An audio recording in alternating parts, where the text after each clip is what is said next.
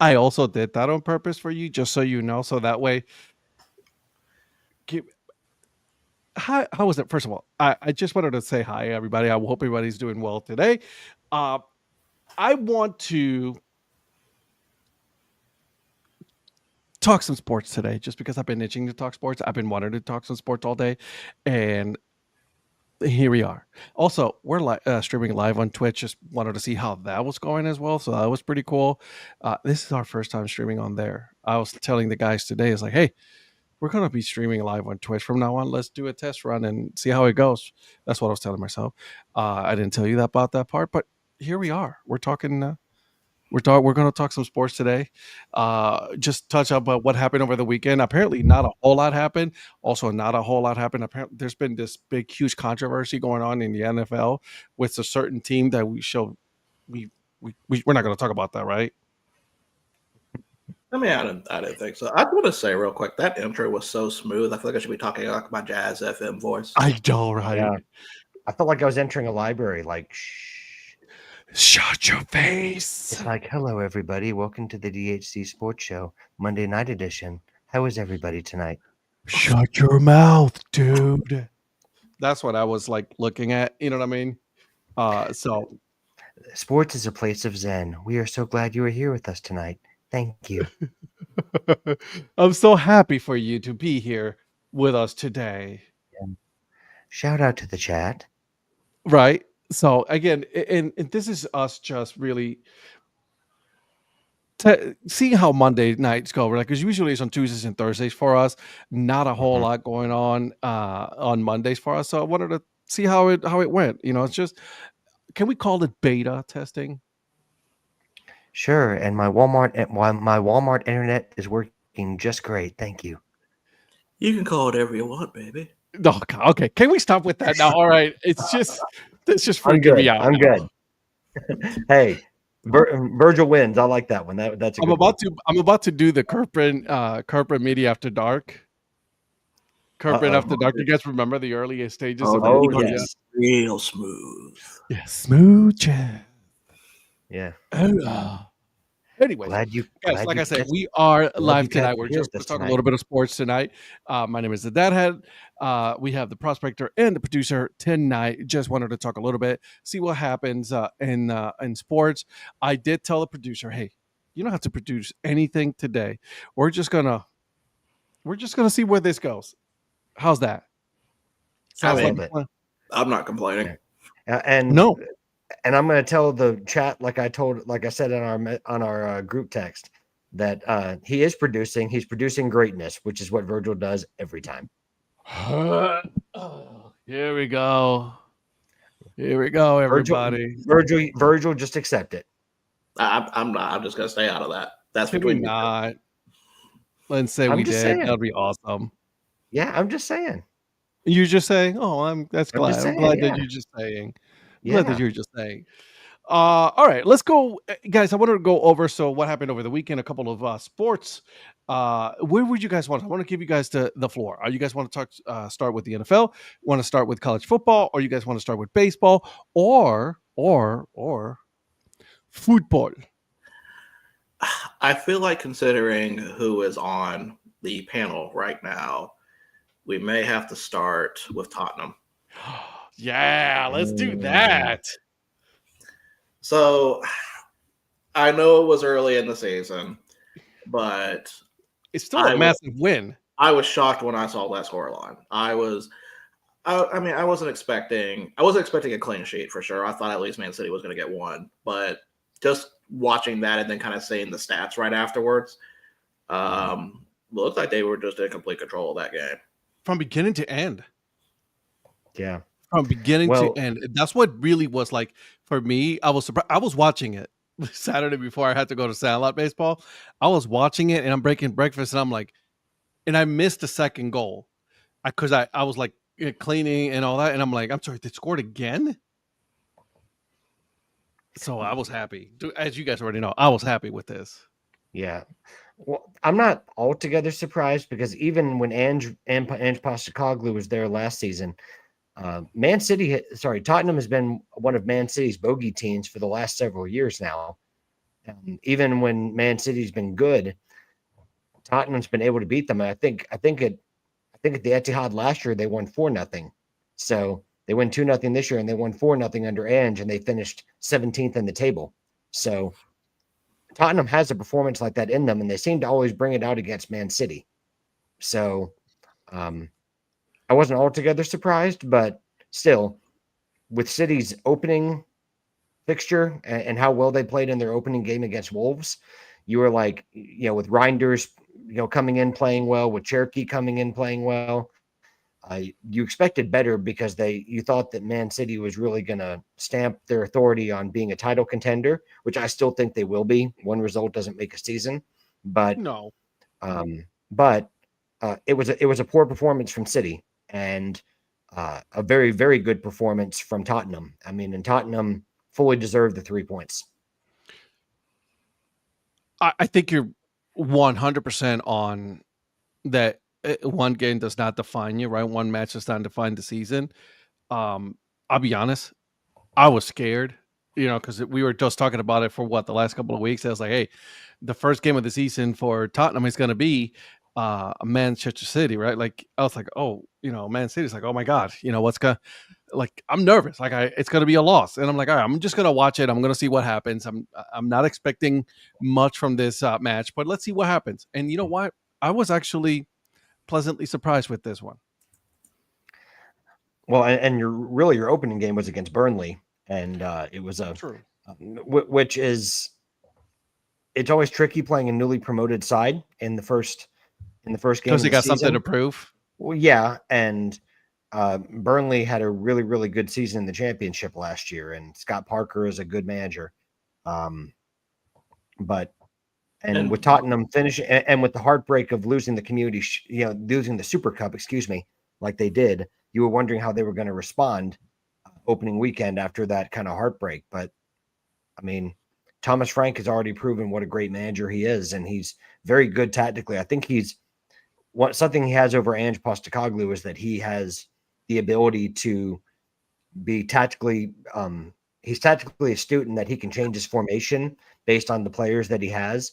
He proved with Brentford that he can play in different styles, but he also brings the solidity to the defense that you didn't see under Ange. It was all offense all the time. And Thomas Frank, by making Romero captain, I think has really proven that he's gonna, he believes in solidity. And Man City didn't really create any chances of note. So really great job, Thomas Frank, and great job to Tottenham. And I'll let you go here in a second, Virgil, but have you guys looked at the percentage on the time of possession for this match? Mm-mm. So Man City control the ball 61.4% of the time. Mm-hmm. Which is about right for a Pep Guardiola team. Yeah, they control. That's their MO, right? Controlling the ball, passing, going back and forth, right, and just frustrating the hell out of the other teams. Shots on goal, very close, 5-4 to Tottenham, advantage Tottenham. Shot attempts, 12-10, advantage Tottenham on there. Yellow cards, advantage Tottenham, 4-1. Let me guess. Did Romero have one? Let's take a look at it. I don't know. I'll see. I couldn't remember. Gonzalez got one. Who did? Gonzalez for Man City. Romero, Christian Romero got one. Yeah. Pedro Porro got one. Mm-hmm. Brennan Johnson got one. Mm-hmm. Richarlison got one. Richarlison, So there it is. There's about that. Right. Yeah. Yep. The usual suspects.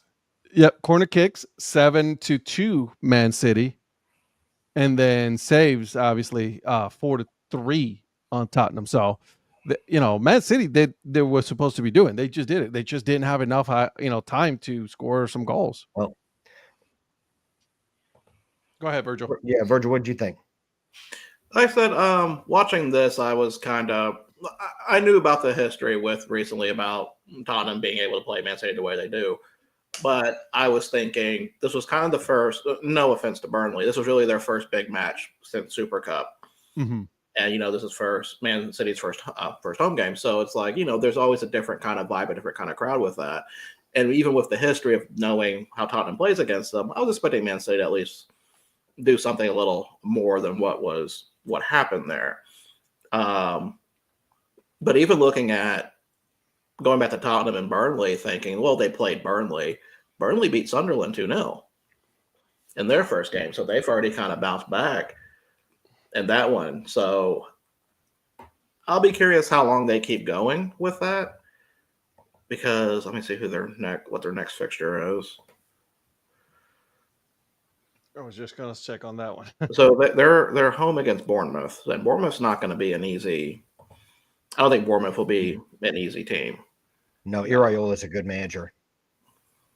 I mean, because Bournemouth played Liverpool opening game, and almost. I mean, while they lost the game, they clawed back from a 2-0 deficit, and you've got a threat like Semenyo, who can just turn it on at the drop of a hat. I mean, he signed a new deal at Bournemouth. I mean, he's one of the most underrated players in the league for me. And so, yeah, it's not going to be easy at all. Listen, they're ninth right now. I mean, obviously, this is just like super early, right? Like, I mean, we're just talking the beginning of the season here. I'm trying to temper my expectations with Tottenham, right? Because last year, and I think it was like they started really hot, and then all of a sudden they just, by the end of the season, it was just like middle of the road yet again for Tottenham. I mean, last year wasn't even middle of the road. Yeah, they were lower than that. I mean, it was a big gap between that and relegation, but they were 17th. And they have the most losses in Premier League history without getting relegated. I think they lost. That's insanity. I think they lost 22 times. Imagine getting relegated, and then you're going to have to. Oh, that would be. I mean, with the facilities that they have and the stature of the club. I mean, they're not an Arsenal or a Manchester United or someone like that. I mean, they don't have that kind of stature in terms of the world, in world football, but they're a big club, and that's not a club that you expect to see in the championship. I mean, it's not even someone that should even be in the conversation. They should have not even been nowhere near where they were. It's kind of like Manchester United. Like, I mean, just by the sheer size, they shouldn't be in the conversation for relegation candidates, because with what you spend compared to the teams that are down there, it shouldn't even be a conversation. But last year it was. But then they get into the Champions League by winning the Europa League. Go figure. I'm okay with that. I'm not. Oh, why aren't you? Why are you not okay with because this? I can't stand Tottenham Hotspur. What? And I can't Why stand... is that? Well, because I'm a Chelsea supporter. and but for the record, I also can't stand Manchester United.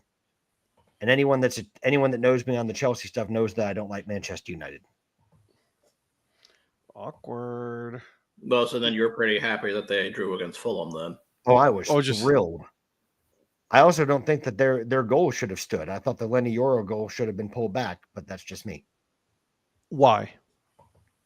What? Because he pushed off on the player. But it's one of those things where the referee makes a decision and VAR is not going to, VAR is not made to re-referee the game unless it's just a clear and obvious error, which that's really a matter of opinion on that foul.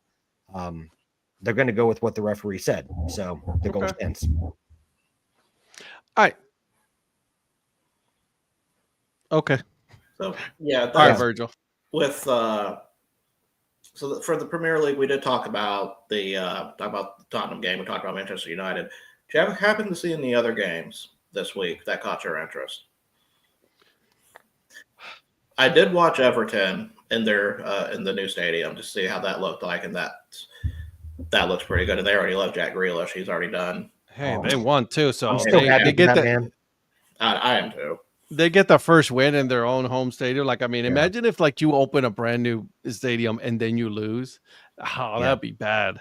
Well, and people were worried about, obviously, for those that don't know, Everton used to play at their old ground, was called Goodison Park.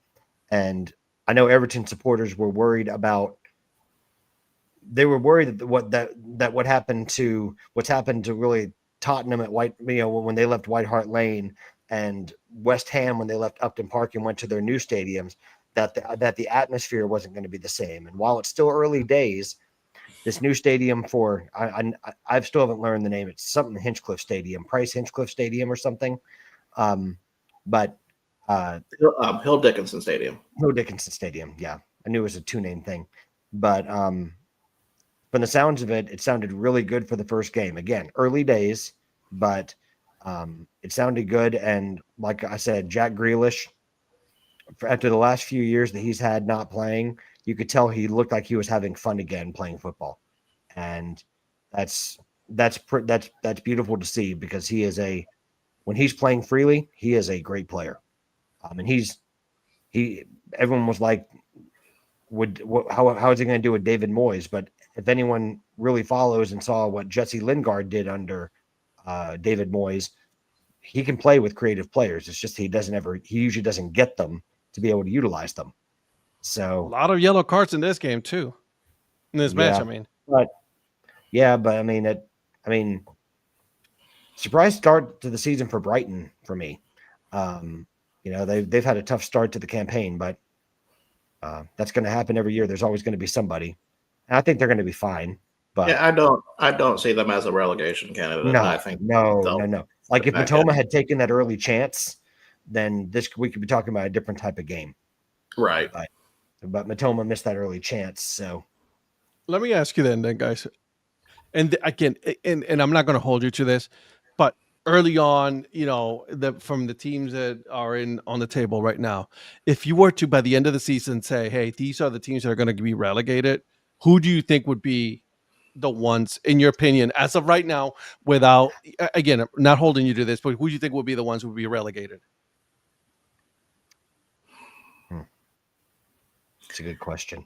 So I saw let me see, remember. I saw the West Ham Sunderland game when the first week when Sunderland came back up. And I'm just not feeling anything with that team right now, West Ham. I know they're currently lost. They're already at a -7 goal differential. They're already in last place. And they're already in last place. I mean, yes, you could say it's kind of cheating looking at that, but I don't know. Maybe they can turn around, but I can't see where the goals are going to be coming from them. Okay. Yeah, Virgil, thanks for being like all the other football pundits, and no one mentions that Chelsea thrashed West Ham. No one even bothers to mention them. You're the Chelsea person. That's your job. I was just going to say, we're not Chelsea fans. Hey, Virgil, which team did you follow? So my Premier League fandom is kind of weird in a way, because without the other leagues, I followed it because I watched a lot of the American players who went overseas to play. Okay. So by default, that means Fulham. Because Fulham had, they had Clint Dempsey, Eddie Johnson was there first, and they had Brian McBride. They've had quite a few Yanks, and that was the team I ended up they were the first team that got me into Premier League watching them. But I don't really claim that because I feel like I don't know. I don't feel like it's really there. I asked him who his football club was. He told me the Milwaukee Brewers, and I'm like, that's baseball, Virgil. Yeah, I know that. You know me, I always do that. Well, I was going to say, and Bundesliga 2, you're Paderborn, right?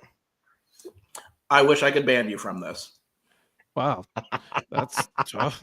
Remind everybody who your German club is. What was that? Remind everybody who your German club is.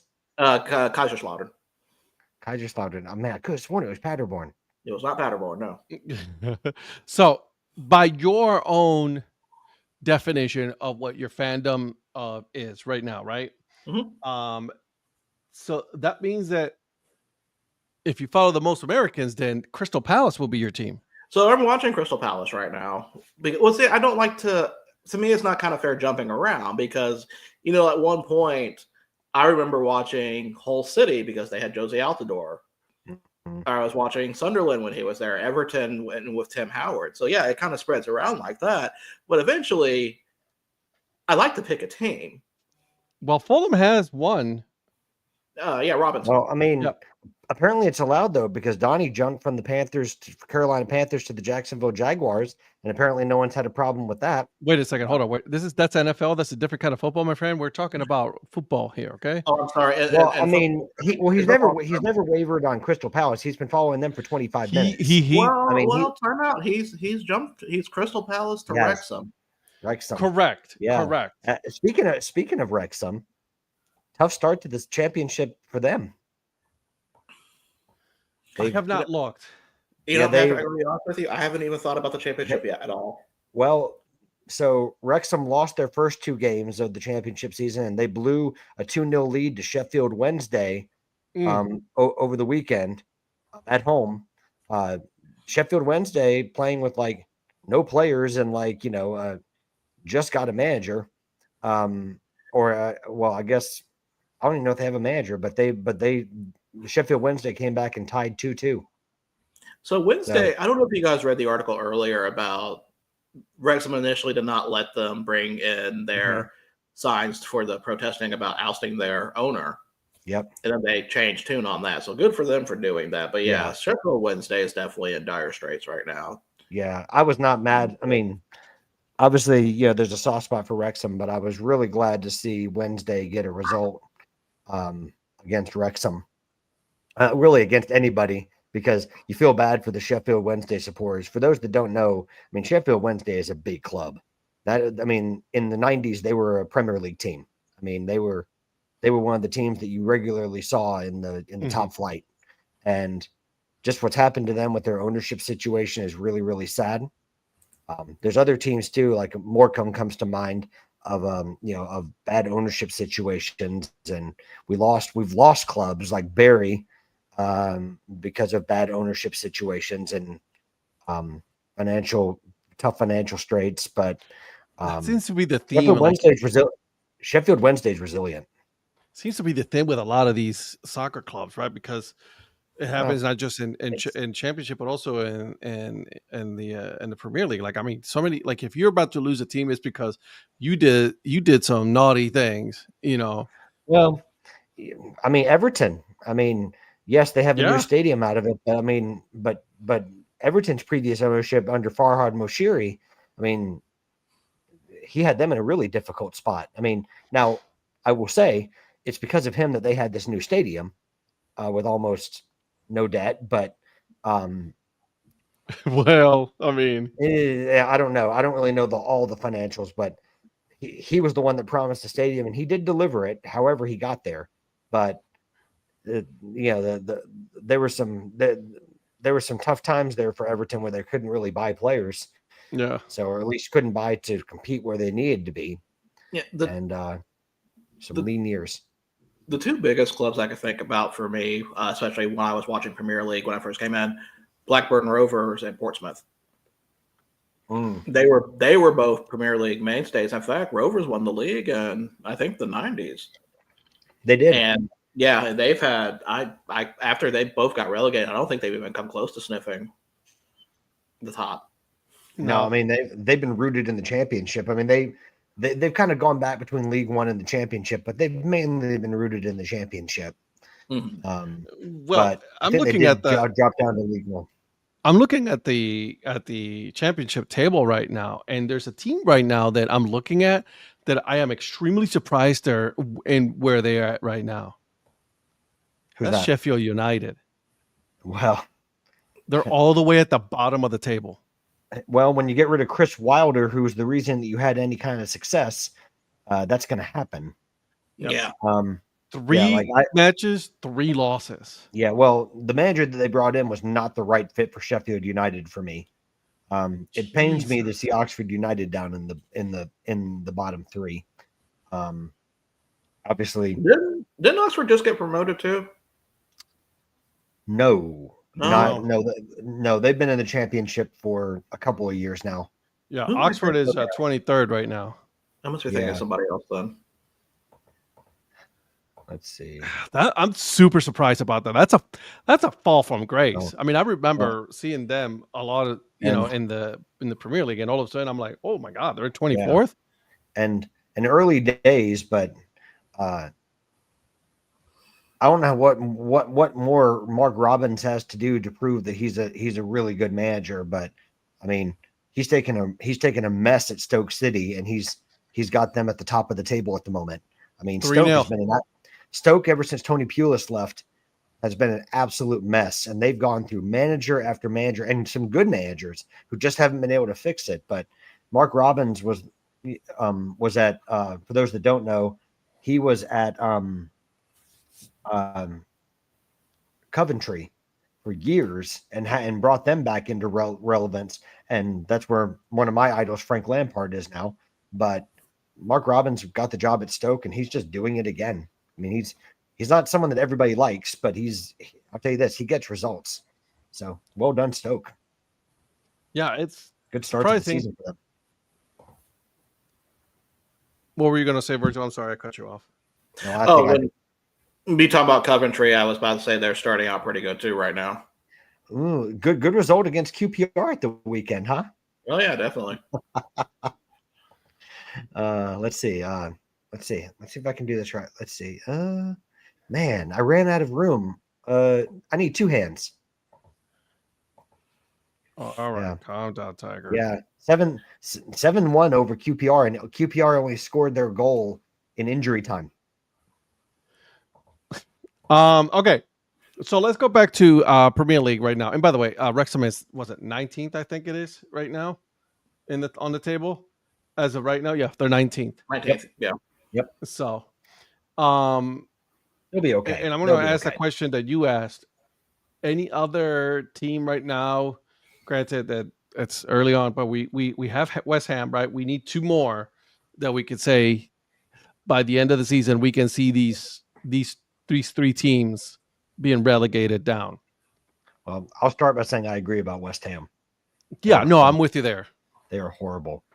I think Wolves are in trouble because there's only so many players that you can sell before replacing them before it becomes a problem. I mean, if they sell Strand Larson to Newcastle, man, they turned down a bid today, but if they sell Strand Larson, I think they're in trouble because I just don't know where the goals are going to come from. They've got some decent players, but I just don't think they've got what it takes to compete at the top. When I look up and down the league, I mean, there's some good teams, and I think Wolves are in trouble this season. I really do. Wanderers, you mean the Wolves? Wolverhampton Wanderers, yeah. Wolves, yeah. All right, so we got two teams. We need one more. Well, I don't know if Virgil agrees with that, or you agree with that. But. Wolverhampton, it seems like every time they get up, they just kind of fall back down within a year or two. Yeah. It hasn't been like that since McCarthy left. But I miss Mick McCarthy. Oh gosh. Legend. Legend. For a third team, I don't really want to go with one of the new promoted teams. Like, I don't feel like Burnley or Sunderland, maybe. I don't know. Leeds. That was the team that I was going to pick Leeds as my 13th to say, I can see Leeds going right back down to championship. I was going to go either Burnley or Leeds because... If I'm looking at those three, I would say... Go ahead, Patrick. I'm sorry. No, go ahead. I've been talking too much. Yeah. If I'm looking at those three teams, Leeds to me seems to be the most likely. I can see that. I agree with that because when Dominic Calvert-Lewin is who you're depending on to score all your goals at this point in his career, I think you're in trouble because he's at best like a one goal. When he's at his best, like he's a goal every 4 games, and you don't have a lot of other players that are going to score. Like Patrick Bamford does not score at this level when he's healthy. I mean, I have a soft spot for Patrick Bamford because he was part of Chelsea's academy at one point, but he's not been consistent enough at this level to, and I just don't know where, again, I don't know where their goals are going to come from. I mean, they got a good result against Everton opening weekend, but I mean, I think that had everything to do with being at Elland Road opening weekend as it did I don't think they were that much better than Everton. I think they just, So it was one of those and games. It was again, that classic Premier League game where yeah. someone's just the will to win works sometimes. And I Yeah. think it's just that we can't really count on too much on the first match of the season, right? Like, I mean, this is again, no. we're having a conversation right now. I mean, it literally just happened. Like these matches it was the very first beginning of the season. So I think there's a lot of football, a lot of soccer to be played. But yeah. And Mike, yes, there's a Monday night show because Ed had an itch and we had to scratch it. Yep. I wanted to talk some sports, man. I would have phrased that better. I 100%, but thank God it's 9:00. So It's after dark. I don't have to watch my phrasing at all. true story. But I can't disagree with Leeds. I cannot. That was the team that I was looking at the table. I'm like, who would be that one team for me that like by the end of the season is looking at relegation? So that club leads your list for relegation? Even on Monday nights, you still got the dad jokes coming. Yes, sir. Yes, sir. All right, Virgil, we've been cutting you off. My man, go ahead. No, it's okay. I need to shut up. I was going to ask if you guys see any games outside Premier League this weekend. Didn't. I was going to on Sunday, but on Sunday I was actually at VIR all day. Virginia International Raceway, by the way, watching some GT racing, and I was there all day. I was having a blast. So another game there's two games that did catch my eye. Did you guys ever see or even see the highlights for Levante Barcelona? I did not. I have to say I did not. So Levante actually went out 2 goals. 2 goals. They were up 2-0 in the first half, and Barcelona came back to win 3-2. And I think that was the first time. I can't remember. I'm not in producer mode, so I don't have this in front of me. It's been the first time in a very long time that Barcelona has won a game being down multiple goals at half. Mm-hmm. Wow. So, and they're 2-0. Yeah. Wow. But was Barcelona actually able to register their players? Do I ain't. Because how do they keep skirting those rules? They're Barcelona. They can do it. They can do whatever they want. It's Barcelona. It's either Barcelona or Real Madrid. They don't care. I got a real problem with the way Barcelona do business. I'm with it. But listen, listen to this though. Barcelona, their possession percentage. You know how much that is right now? 82% on that match. Well, I mean, listen, the one part I do like about Barcelona is their manager. I'm a big fan of Hansi Flick. I think he's too good to be at Barcelona personally. I think he's above them, but that's my own personal opinion. That doesn't reflect the other two. Just for our listeners, that doesn't reflect Ed and Virgil, or any of the other guys. But I'm not a big Barcelona fan because of the way they do their business. And everyone's going to say that's rich coming from a Chelsea supporter, but we always get in trouble. We don't, we're the one that actually gets punished when we do something wrong. Somehow Barcelona always, in my opinion, seems to be able to escape, and they get away with it time and time again. I have not picked a La Liga team. To be honest with you, I didn't want to pick the usual ones, right? Barcelona, Real Madrid, right? I didn't want to pick those teams just because everybody and their mother picks them. So I still have to go through this season to see who it's like. For a little bit, I was watching this show on Prime Video. And it took place in Mallorca. I'm like, oh, Mallorca has a team. I love Mallorca. Yeah. So isn't yeah. Go ahead. Again, I'm so sorry, Virgil.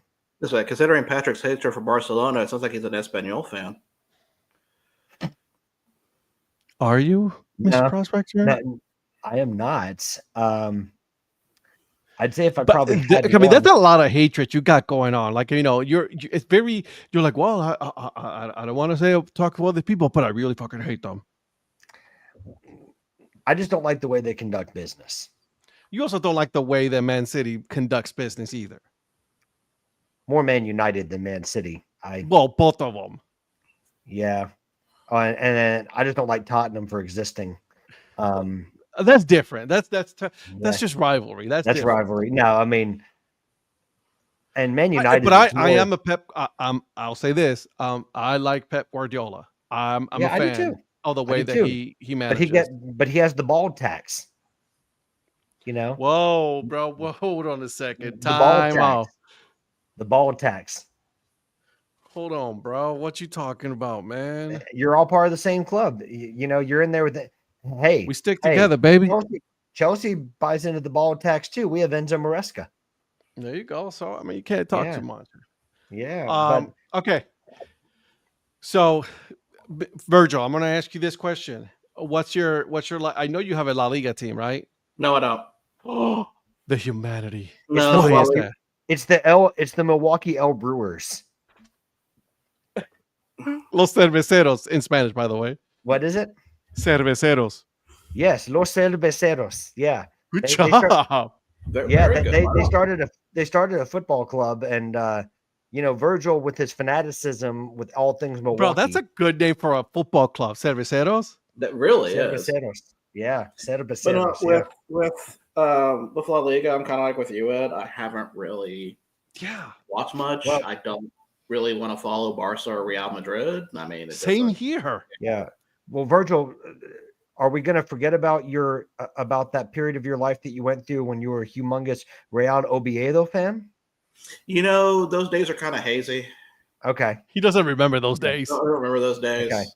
Well, you know, I just thought that I mean, I'm glad that you're kind of over that now, because with them being in the relegation zone, that's.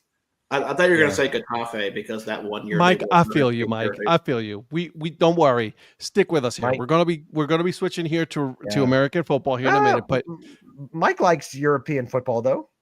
You like it. It's just too many leagues. Yeah, I mean, he needs to pick a better football club to support, and he needs to support Chelsea. But other than that, we don't have. Hey, any problem. what's your team, Mike? What's your team? Don't put it on. Don't say it. Patrick. It's definitely not Chelsea. I know that.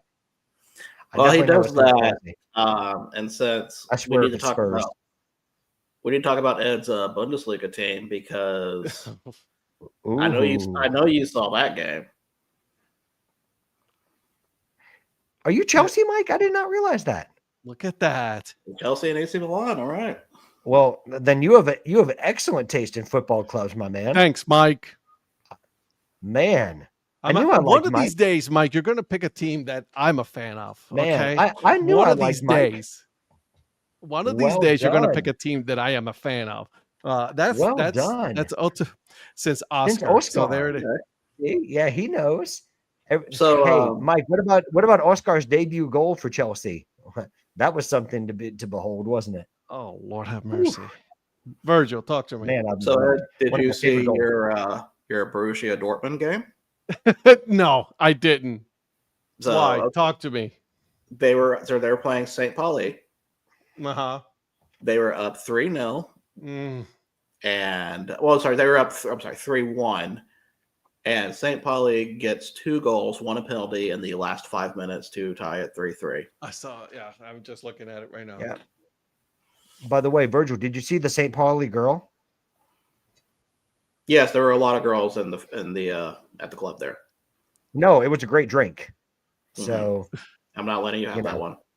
Lord, too old to remember it. Allow me. Allow me. Anywho. Yeah, St. Pauli girl. Oh, have mercy. But yeah, I also have a problem with Borussia Dortmund. Why? Jesus Christ. Let's see. You demand 100 million plus pounds or euros for every one of your players, but then you insist on getting everybody on loan with an option to buy that everyone knows you are. Wait, hold on a second. Are you just mad because they're actually very good at business and doing business within the rules? No, they're two-faced. Why are they two-faced? Listen, I get what you're saying. I get it. But if they can get away with it, right, then why is it a bad thing? If all the clubs are saying, all right, we'll just do it because we need to win, we want to win. It's not Dortmund's fault that they're getting away with it. They got bullish with Jamie Gittins, and now they're trying to get Carney Chukwuemeka for peanuts. which they're going to end up being able to do. And I can't stand it. We don't know that. Oh, it's pretty much done. Okay. Carney Chukwuemeka is a much better player than 20 million euros. It's an absolute travesty. Just because they are good at what they're doing does not mean that they're cheating. We're a family show, so I'm going to hold my tongue. No, this is not a family show. This is just a sports talk show. No, they actually are pretty good at business. It just drives me nuts, though. It drives me nuts. He's sounding like a Schalke and our Bayern Munich fan. Huh. Oh, Bayern Munich, they're doing the same thing. They want Nico Jackson on loan with an option to buy. So we're not going to go there. Here we go. But yet they can spend 75 million on Luis Diaz? Excuse me? So now going over to the Polish. We're done. Oh, don't get me started on Lech Poznan. No, we're not talking about Lech Poznan. We're not talking about Liga Warsaw. We're not talking about any of that. Not yet. No, let's just stick to some of these three leagues for now. Warsaw did in the conference league last year. Let me get used to having these leagues that embrace all of this before we jump into Serie A and all of that. Okay, because it's just too much to keep up with, guys. Can we go to Cyprus and talk about Apoel Nicosia? We are not talking about Apoel Nicosia. No. Okay. Well, I at least wanted to. Can we bring up CFR Cluj? No, there's no CFR Cluj. There's no FC Timișoara. There's no Dinamo Bucharest. There's no. What about FC? What about FC Nordsjælland? There's no FC Nordsjælland. We're not talking about Shakhtar Donetsk. We're not talking about. Oh gosh, we're not talking about Young Boys. We're not talking about FC Grasshopper. Oh, good one. What about Shamrock Rovers? We're not talking about Shamrock Rovers. Anyways, okay, I'm good. Sorry. Are you sure? Well, no, because there's more clubs I want to bring up, but I will hold my tongue. But we also have to talk about one league that we got to give some love to. What's that? Is it the Belgian league? No, it's MLS. I'd rather talk about Standard Liège.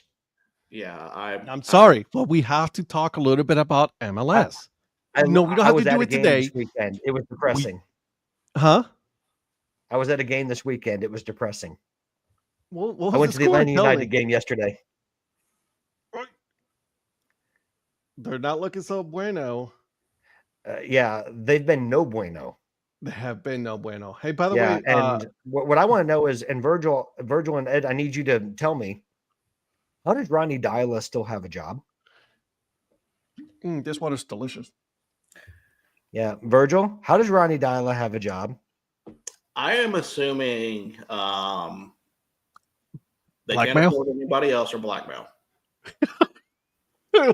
Well, I'll tell you what I think it is. I think it's that the top brass there, like, kind of put all of they cashed in all their chips and said Ronny Deila was their guy. So he's getting a longer leash than any previous Atlanta United manager has ever. They're trying to give him an opportunity to at least have turn this around before they're forced their hand to get rid of him. There's been time to fix it, and it's not happened. It's been a disaster. I get it. Yeah, but it is what it is. I'm definitely playing the role tonight of get off my lawn. Yeah, you really are. This is not feisty for a Monday night. This is Monday, Patrick. I kind of like this. Is Monday. I know. We need to bring this Monday, Patrick, to Tuesday and Thursday, Patrick. Yeah, Virgil, this is Monday Night Raw. Oh, on a tape delay because they're in Birmingham, England. Yes, they are. So are we talking wrestling tonight too? No, hell, fuck no. No. Said we talk about every sport here, Ed. We have to be fair to everybody.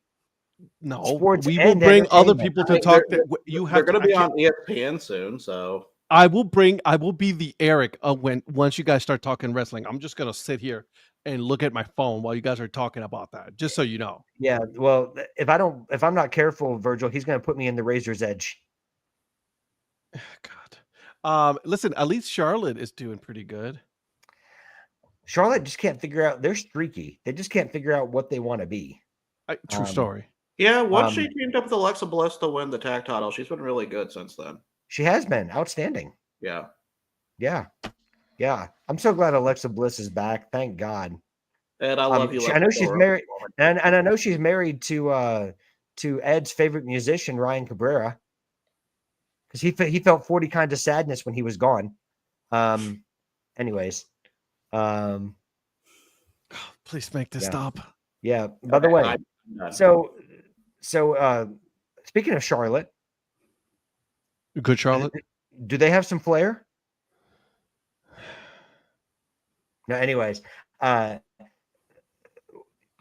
he's trying not to one laugh. of the most interesting players. One of the most interesting players to on Charlotte is Wilfred Zaha.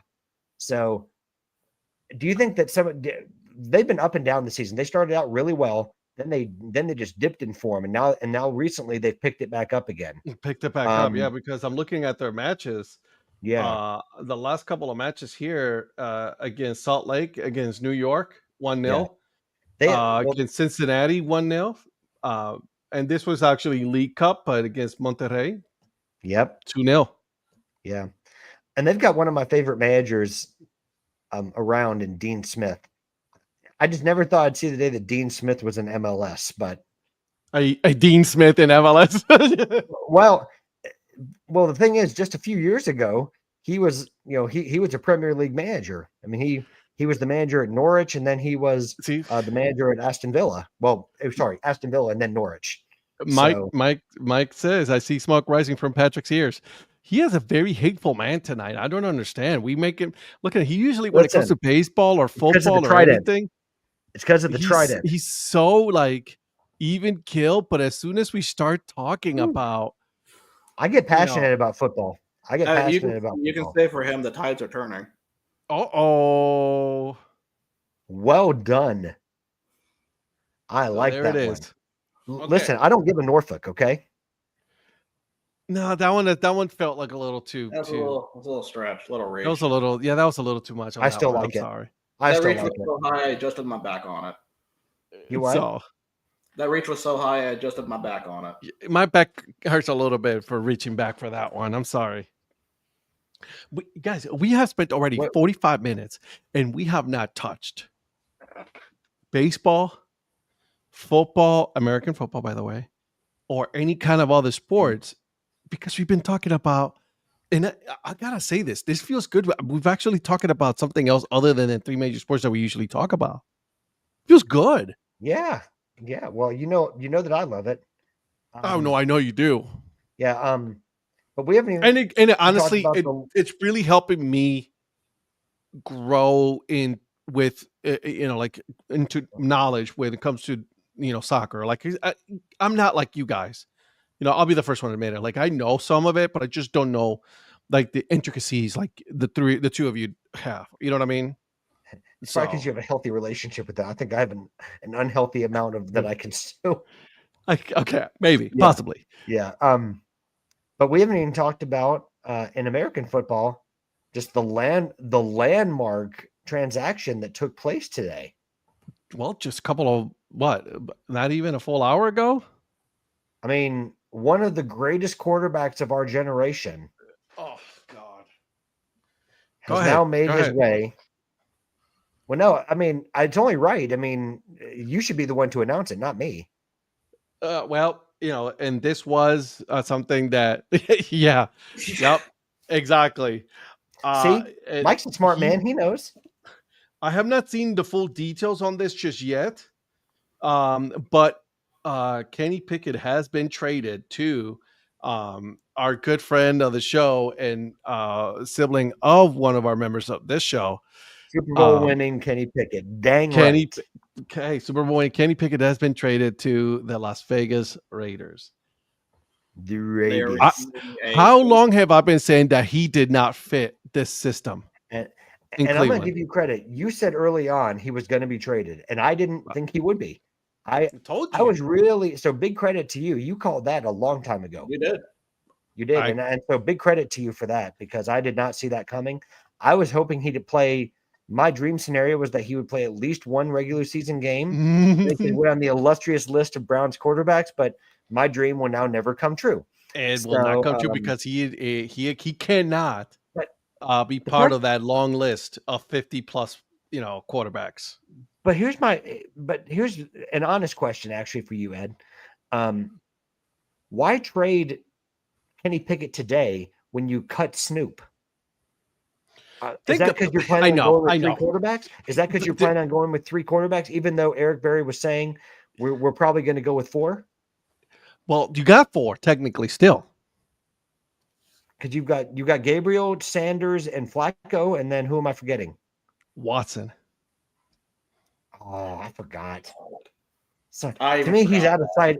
To me, he's out of sight, out of mind. See, he hasn't even entered. They never, and this is credit to Andrew Berry. He never specified which 4 quarterbacks they were So I said going to Eric keep. Berry. I'm sorry. I meant to say Andrew Berry. Eric Berry, I'm sorry. I called out a former cornerback instead of Andrew GM. Berry never specified which 4 quarterback they were going to keep. Granted, Mm-hmm. Deshaun Watson is still on the injured list, so he's still rehabbing. He's still with the team, but he's not there. Okay, so now that we're talking about this, right? This is something I know a little bit about on this one, right? I'll say this. A couple of things. One, I'm gonna eat some crow on this one. Gabriel looked good. He looked like he could handle this line. And I heard someone say it, I can't remember what it was, but if he was like 6'3", 6'4", right? He would have been a top 5 quarterback drafted in the league. The problem is he's short, right? We all knew that Joe Flacco was going to be the starter. I knew that as soon as they signed him. I'm like, there's your starter right there, right? And then after that, you were going to be like, all right, so who's going to be QB2, QB3? Because I knew I've been saying it. Pickett was going to get traded because somebody was going to need a backup quarterback somewhere, and that person was, that team was the Oakland Raiders. I mean the Vegas Raiders. Shedeur Sanders did not do himself any favors this weekend. No, the issues about being sacked 5 times and all that, like I said, that translates back to college because he does not have he just does not have good pocket presence. He runs back almost instead of trying to avoid it. Correct. Well, all of that came back. And you saw how angry Kevin Stefanski was when, what was it, the 24-yard loss that he took on a sack? 24-yard scrambling and just throw it away, bro. Well, and that's that's probably one of those moves that pushed him down the draft. And I've been saying this. Okay. Yeah. Give the kid a chance. And obviously we are not privy to what happens during the practice, right? No one knows what's going on in practice, right? So Kevin Stefanski could be like, hey, yeah, no, dude, the dude cannot grasp the playbook. He cannot command the offensive line. So there's more, Dylan Gabriel, just edged him out. And it's okay with that. I'm okay with that. I'm okay with the fact that you know what? Shedeur Sanders didn't earn it, but they're not releasing him. We know they're going to keep him. They're going to keep 3 quarterbacks on the roster. And you know what? I would not be surprised if later on sometime this year, they'll be like, we have traded Shedeur Sanders to this place for such and such picks. Yeah. Just possibly hold on to that. Because if the team does not win, which I don't expect the team to win that much this year, they're still going to be in line to be a top 5 team to pick a quarterback next year. Yeah. Well, I mean, I'm saying it right now just so that people can say like, you didn't say that before, Ed. I'm just wait. Well, and you have to trust Kevin Stefanski. I mean, I think he's built up enough credibility in this league that he knows what it takes to be an NFL quarterback. I mean, I agree. Kevin Stefanski has to help develop and lead a lot of, some good NFL quarterbacks. So, even if you're a Shedeur Sanders supporter, you have to trust Kevin Stefanski that he's gonna, that he knows what he's talking about. There is one thing that I don't understand why they did it, and that was the 2-minute offense where they took out Shedeur Sanders at the end, and put in Huntley, and put in Snoop Huntley. Yeah. Snoop. Well, especially and then release Huntley later on. I was gonna say it's exacerbated by the fact that they released him the very next day. If you were planning on keeping Snoop, okay. I mean, but what does that do for your team to let him run that 2-minute drill, unless you're just trying to give Snoop a chance to, that was sort of his audition for another team to pick him up. I mean, that's I the was about only to say thing. that. Yeah, that's the only thing I could think of, is that you were trying to do him a service because you knew you were going to cut him the next day, and maybe Yeah. you gave him the heads up. I don't know. Was it just putting Sanders out of his misery? Yeah, that too, because he didn't look good. And guys, I from the very beginning, from the draft, I'm like saying, it's like we needed to draft Sanders, and you know what? I'm willing to admit to say that I might be wrong on this one. Well, I think he's had good and bad in the preseason. I mean, like his first, I think he still has a lot to learn. In preseason, he does, but in his first preseason game, he looked pretty good. I mean, yeah, but granted, who did they play? I know, but I'm saying, like, there's good and bad with him, but maybe, and I'm wrong on this because I didn't think I was, and I think a lot of people would be.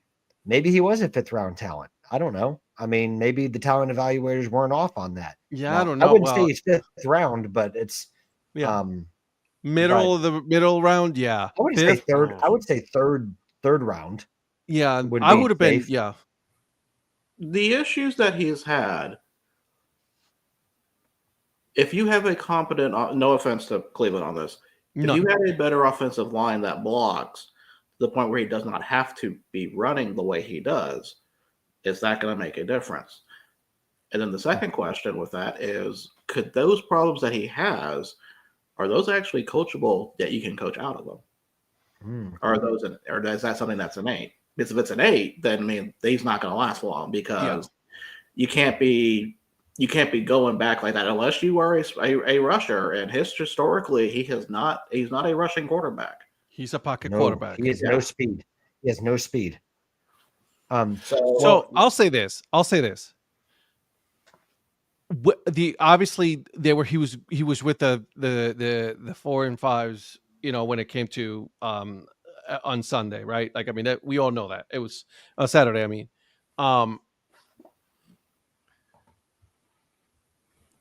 there's a lot of talk out there that the Browns are sabotaging Shedeur Sanders. I don't believe that. I for 1 minute, I do not believe that they were sabotaging him at all. I think he has such a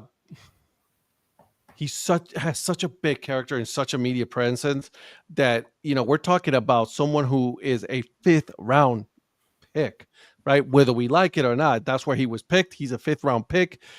That's where you are, right? And because of his name, if he were to take his name and put a different last name, we would not be talking about him as much as we are everybody talking about him on every sports show there is. Well, think about his brother that just got waived. The NFL's Twitter posted that Shiloh Sanders got waived from the Bucs, and he was an undrafted free agent. Correct. Yeah, it's all in the name, like you said, because it generates an emotion in people. And now that you're going to have those two players away from his dad is not coaching him, his dad is not playing favoritism with those two kids. How are they going to handle themselves? Which, by the way, there is a report that Shiloh Sanders might come back to Tampa practice squad. So, I mean, he might just come back as a practice squad player. You must have heard that from your buddy Baker. I did. And by the way, I did end up seeing the Popeyes commercial that you sent me. So I think that Shedeur Sanders, he might not see the field at all this year. As far as the media hype around it, this reminds me, not in the same way, but it reminds me a lot of another famous name, Tim Tebow. Oh my God, yeah.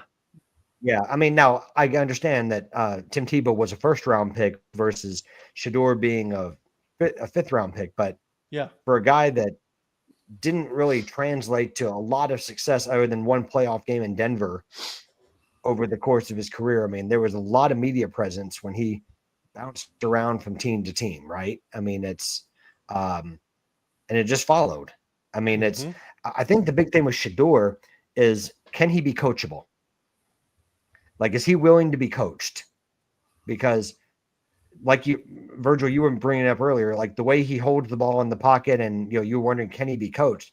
Is he willing to be coached? and maybe he is. I'm not saying he isn't, but that we did say even after he was in the 5th round, it's up to him to prove that he can play in this league, regardless of where you get drafted. It's up to you to prove with the opportunities that you're given, even if they're small opportunities. You have to absolutely, like, preseason has been his chance to try to prove his doubters wrong, and he hasn't exactly done that in a small sample size. But when you get those opportunities, regardless of who you're playing against, you have to take it. It's just the way. Oh God, it's yeah, you absolutely have to. I mean, think about, even though we talk about 53-man rosters for each team in the NFL, right? It's the top 1% to 2% of football players in the world that play in this league. Let me ask you this: if I'm Sanders, both of them, if I'm either Shiloh or Shedeur, let's say they both get released and they don't get picked up by anybody, would you go to the CFL and play, or go stay in the UFL and then put some tape on, on yourself? I feel like UFL you have more, and nothing against the CFL because I love the CFL. So do I. But I think UFL you get more eyes on you. Oh, I'm with you. I agree. Isn't the UFL the one that The Rock invested in? That's his league, yeah. Yeah, kind of merged into that. Yeah. So that was the XFL USFL merger. Yeah, right. But by virtue of just that investment alone, you're going to get more eyeballs on you. More so than the you're right. NFL. So I think another thing that's kind of hurting them, and I have to go back and see how far this is actually true or not. The only coach they've had in college has been his dad. Yep. So I mean, I want to go back and find some of the Jackson State games, because I have enough. I can see the Colorado games where if he does the same thing or not with running back in the pockets. With Colorado, he definitely does. In Jackson State, you can probably get away with that because the quality of the swag's probably not here. But you can't compete. You can't compare Jackson State and Colorado. Well, Colorado, yes, he put up great numbers. Like, we're not gonna devalue his numbers. He put up great numbers. He also had Travis Hunter to throw to. Yeah, and I'll say this: there's a lot of guys that didn't make it in the NFL that put up great college numbers. Johnny Manziel. Let's look at how many Alabama quarterbacks have put up good numbers, but then not. AJ McCarron comes to mind. That don't necessarily translate to the NFL. No, you're 100% right. John Parker Wilson's another good one. Let's see. Matt Flynn at LSU. One of the Carr brothers. They're Matt Mock. at LSU. There are guys that have won national titles that have put up good numbers that in college that don't necessarily become big NFL stars. It's just sometimes the system fits you well. Sometimes you have a really good supporting cast that makes you look better than you maybe are. And there's nothing wrong with that. That's not me knocking anyone. No. Because no one can take away from you like a really good collegiate career. No one's going to be able to take that away from you, regardless of how you do in the NFL. So I don't mean that to denigrate anyone's success, including Shedeur. But it's like I said, in college, it's not just the top 1% to 2%. In the NFL, it is. It's an unforgiving league. It's like any other professional league. Like when you're talking about Major League Baseball, National Football League, NBA, NHL, that's the top of the top, and they're the top leagues in their respective sports for a reason. Correct. I agree. Yeah. No, I can't disagree. There's been too many college quarterbacks and college players that has gone up to the league and then did not just pan out. Hey, one of them, where there was a lot of controversy, and Mike, you were a victim. Your team was a victim. Tim Tebow. Yeah.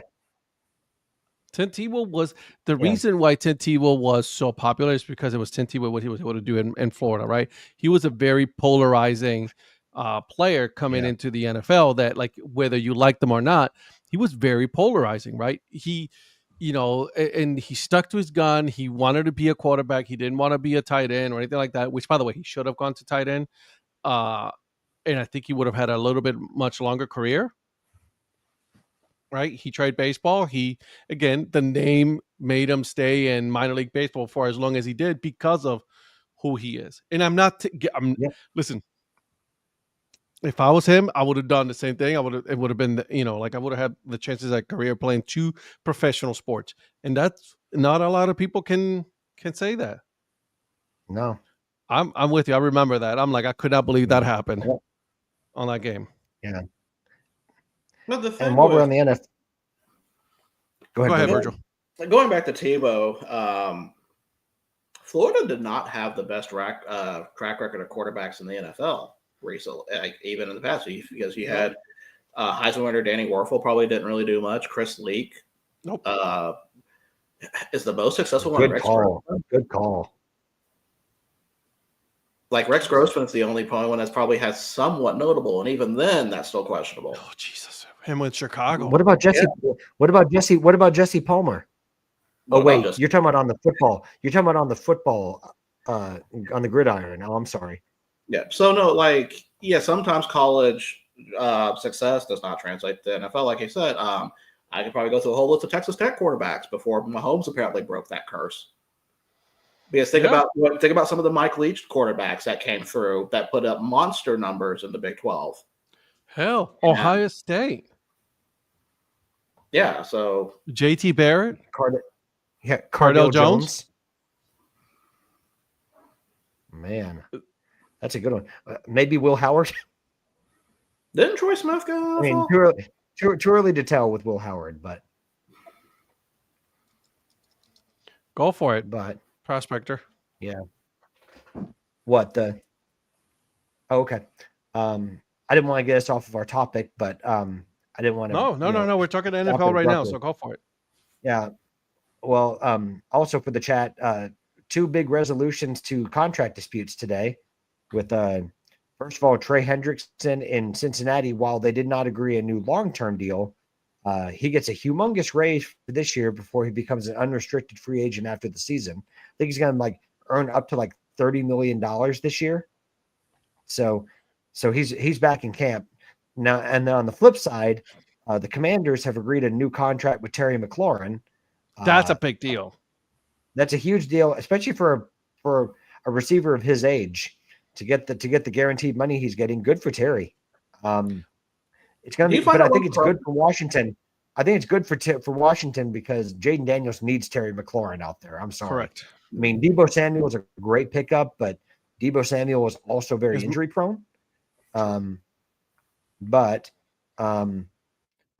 it's a great move for the Commanders to lock up Terry McLaurin because you need him out there.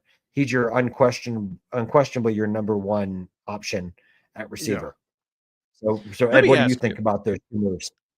So the move that I don't understand for the life of me. I cannot understand why they're not signing him to a long-term contract.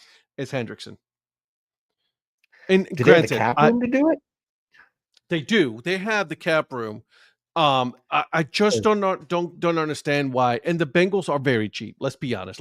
That ownership is very, very cheap. They're not gonna. Well, they've already push back for the first time in history. Yeah, I would push back on that for the first time in history because they did. They locked up Burrow. They locked up. I was just gonna say that. They got Jamar Chase. They got Burrow. Right. They spent it. But and then who's the guy from Clemson? Yeah, I keep forgetting his. Golly, someone help me out here because I'm going to kick myself when I don't think of it. Oh my God! I'm going to kick myself here. I know. Well, as soon as I find it, you're going to be like, give me a second. T. Higgins. Yep. Yeah. I was going to say, I was like, yeah, I'll let you think, but it's right here.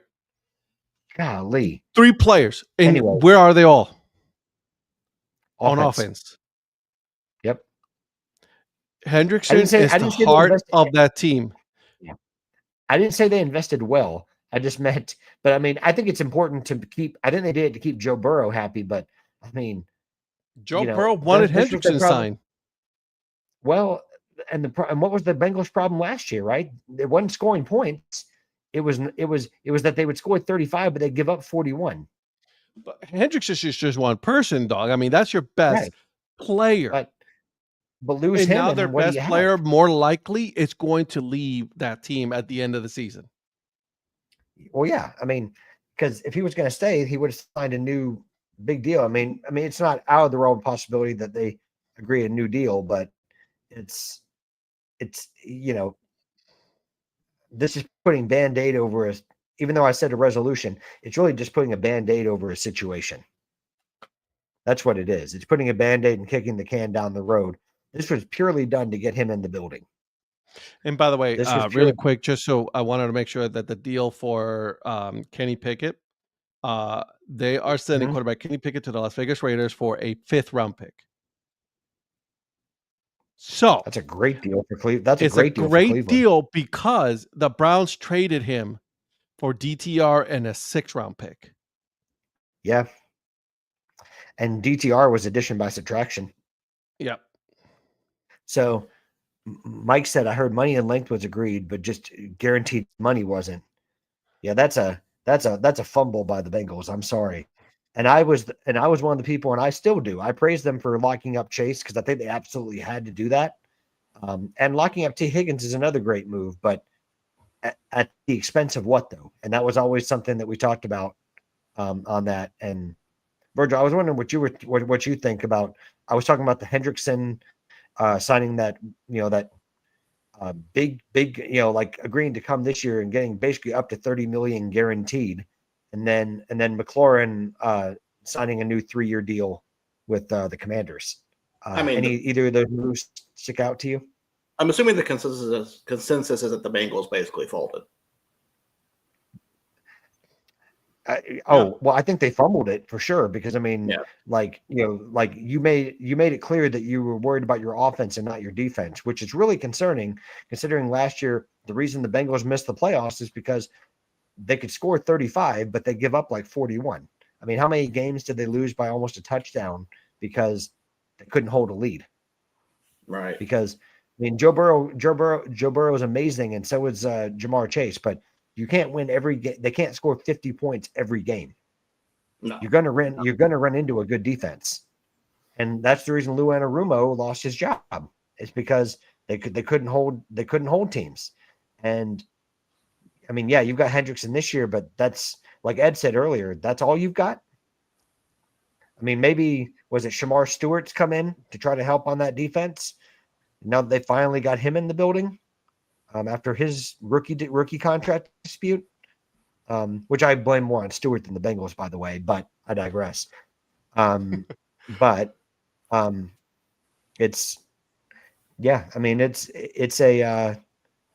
interesting situation, but Hendrickson's going to get paid. It's just a matter of by whom. He's going to be a hot commodity. He's going to be a hot commodity if he stays healthy, which I hope he does. Knock on wood. That he's going to be a hot commodity for some team with cap room next summer. Yeah. I don't know, man. Or next offseason. I want to see the Bengals succeed. I believe it or not, I really want to see the Bengals succeed. And the only reason for that is because I cannot stand the Baltimore Ravens. I want to see them fall. I want to see someone dethrone the Baltimore Ravens. I don't think it's going to be Pittsburgh. Sorry, Mike, but with Aaron Rodgers there. You don't like Aaron? Do you like Aaron Rodgers FC? No, not at all. Aaron Rodgers American Football Club. Whatever. It should be Aaron Rodgers AFC, I guess. Give me your thoughts, producer.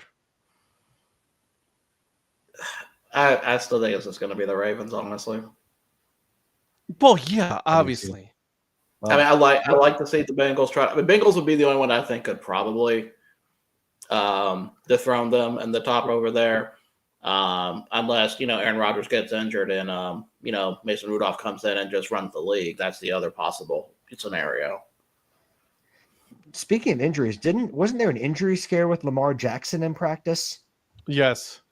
with the Ravens. I don't remember. I think they avoided serious injury, but then knew there was an injury scare with Lamar Correct. Jackson. Yeah, Correct. I think that came out on Thursday, and it cleared up literally the next day. I was gonna say, so are we talking? I mean, is there any injury with Lamar? I'm asking. I never really followed up with that. I thought let me see if I can find that article, because I thought the last time I read about it, they're saying that he was it was either all clear or close to all clear. So 1 minute, I please. think he's Okay. all good now. Well, that's listen, from a human perspective, that's good news. I mean, like as an NFL fan, you want to see the best players playing, right? I mean, Yeah, No. four days ago. Sure, Ed wants to see Aaron Rodgers play more than any of them, but you want to see all the best players playing. I don't care. 4 days ago, it says Lamar Jackson avoids serious injury. And Mike said he practiced today. Okay. Well, and speaking of Mike, Pittsburgh is an interesting team beyond Aaron Rodgers. I mean, they just some of the players that they picked up. I'm interested to see what happens with them this season. They lost George Pickens, right? But then they picked up what's his name though? The former Seahawks receiver. What is wrong with me with names tonight? You what? I almost said Metcalf, but that's not right. No, you're right. It's Metcalf. DK Metcalf. Yeah, Oh. DK. Yeah, Look at me DK doing Metcalf. Yeah, look at you. Yeah, Mike, apologies, Mike got man. your back. I don't know Mike why I got couldn't your back. pronounce that name. Yeah, Mike, I appreciate you, man. And Virgil, I appreciate you. But and then what? They swapped. They got Jalen. Wasn't that where they swapped Minka Fitzpatrick for Jalen Ramsey? Correct. So Yes. They made a couple of intriguing moves, and Mike Tomlin, I'm never going to doubt him. So the Steelers are going to be very interesting this season for me. For me, I'm kind of curious. Roman looks good for. Yeah, you've got a good team. Yeah, your tight end room. Yeah, I'll give him that, man. Your tight end. Yeah, I agree with that. I just don't know the swap for Ramsey. That one is perplexing. I would rather I'm have sorry. Fitzpatrick. I would much rather have Minka Fitzpatrick. And I say that as Jalen Ramsey being a former LSU Tiger. Let me ask Michael Craig, how do you feel about your running back situation with Najee Harris gone? Yeah, that's a good question. I know Jalen Warren's still there, but he's not really been a consistent full game back. So I know there's going to be a running back by committee, but I'm curious where you land. I'm curious how that's going to be. And I'm not even saying that because Jalen Warren went to Oklahoma State. I'm with you. I'm more curious what comes from that. Go Pokes. You had to, didn't you? Well, just remember, you're picking their game on Tuesday, so we'll get more of that. Yeah. Ooh, baby. By the way, calling myself out, Jalen Ramsey, I had the wrong college, Florida State. My bad. I said that wrong. My bad. But you said it so convincingly, I just believed you. No. Well, I'm going to call myself out. If I'm wrong, I'm wrong. So he went to Florida. Jalen Ramsey went to Florida State, not LSU. Sorry to our viewers. Yeah, Iowa fanboy here, and I love Caleb Johnson, but nervous. Yeah, I mean, listen, I'll say this, Mike, and then, obviously we're going to go over our season picks before the season starts and everything. The Browns are going to finish in last place. So I don't have a lot of room to talk. Okay. Pittsburgh Steelers are going to be ahead of the Browns. It is what it is. At least I have my Tampa Bay, Mayfields to keep me alive. Yeah, the Tampa Mayfield. So the Tampa Mayfields. So Mike, speaking of the running back situation, I think you've got a couple of guys, because isn't that where Gainwell, and I know you have Trey Sermon. I like Trey Sermon when he was playing for the Colts. I mean, I know they're not your starting backs, but to have your depth, how do you feel about your depth? Do you think you have the right depth? I think Gainwell did a reasonably good job with the Eagles. So isn't that the same Kenneth Gainwell? Isn't that the same one that played for the Eagles? I don't know about the Eagles part, but it's Gainwell. Yeah, I mean, obviously we have to wait until I thought he was the Eagles. At least 3-4 games before we decide on how things are gonna look. You know what I mean? Yeah. Yeah.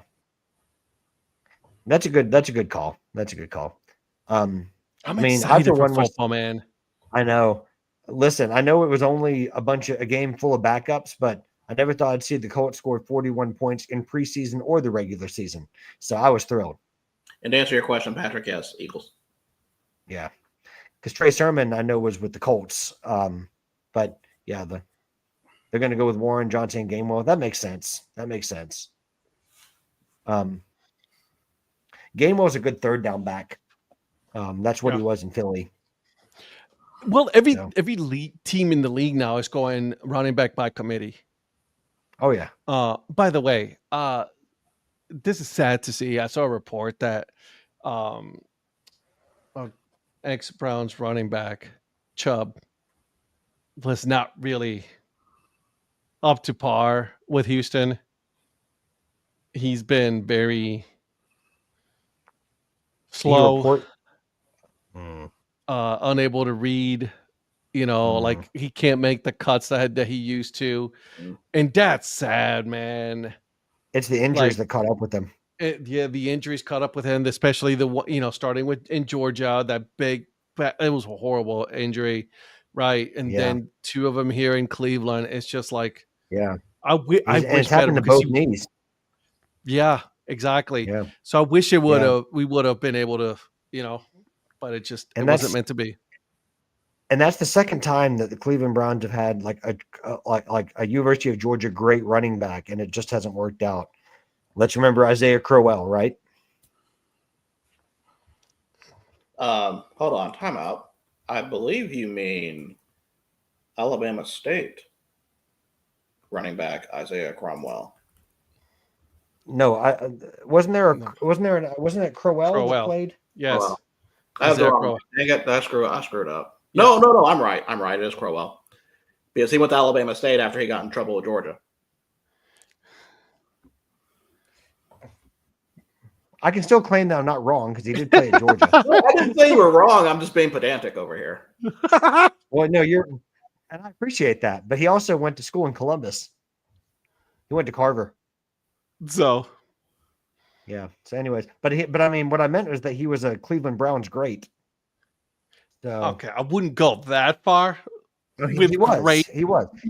He's up there with your Thad Lewis's on the quarterback side. I mean, he's up there. Like the Browns Hall of Fame is elite. I just love. You can't talk shit. You got Daniel as your starting quarterback. Daniel Jones, I know. You can't talk about. I've got to talk about other teams because it masks my tears from my team. That's why I have to do it. There's just some serious cope going on with Patrick right now about. Well, I was going to say 100%. There's serious what? Cope going on with you right now on that.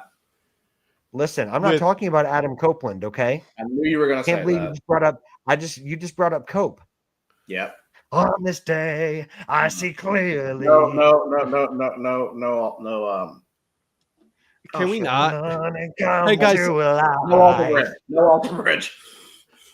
We talked about this a little bit, but you brought it up. We had to go back a little bit of what happened Saturday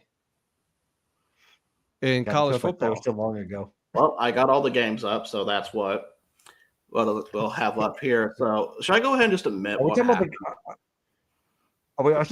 Please do. Just go ahead and say it. We'll talk about it tomorrow as well, but I want to hear what happened. Yeah. Please tell me what happened. We'll talk about this tomorrow. So for those who were here on Thursday, we did our picks, and I made the spreadsheet for it. I had everything ready, nice and tidy. And guess who forgot to save the spreadsheet? I'll give you this. Donnie. This is your first time that you've ever really just effed up that bad. I'm very disappointed in myself. Luckily, I can go back and listen to the episode. I think I've memorized everybody's picks at least because I know somebody picked Iowa State and some other people didn't. This guy. Although one person did want to pick Iowa State, but then was kind of convinced not to for some reasons we're not going to talk about on this show. That guy. Yeah. So let's talk about that game. And by the way, can we actually blame it on Avery Johnson's family? Dude. Oh my God. Because listen, they fought to save your spreadsheet, but it just didn't happen. Yeah, that's bro, the fact that you got father and son fighting after the game Golly. outside of the stadium, it's embarrassing. Golly. Is that like a Well, Cain and Abel situation? Is that like a Cain and Abel situation with those brothers? Goodness. Well, We like I know who said- the favorite son is at that Like point. I said Oh, in yeah. the chat, do we know who the favorite is? Jesus. Or is one the prodigal son? Oh gosh. But first off, That's horrible. First off, did you guys watch this game? Part of it, yes. And what A portion. was your takeaway from it? Shit. Kansas State was not good, and the first half was terrible. What Well, did I I mean- tell you guys though? I told you guys And this. then like, Ireland, Kansas State, Ireland deserved a better game. that one, yes.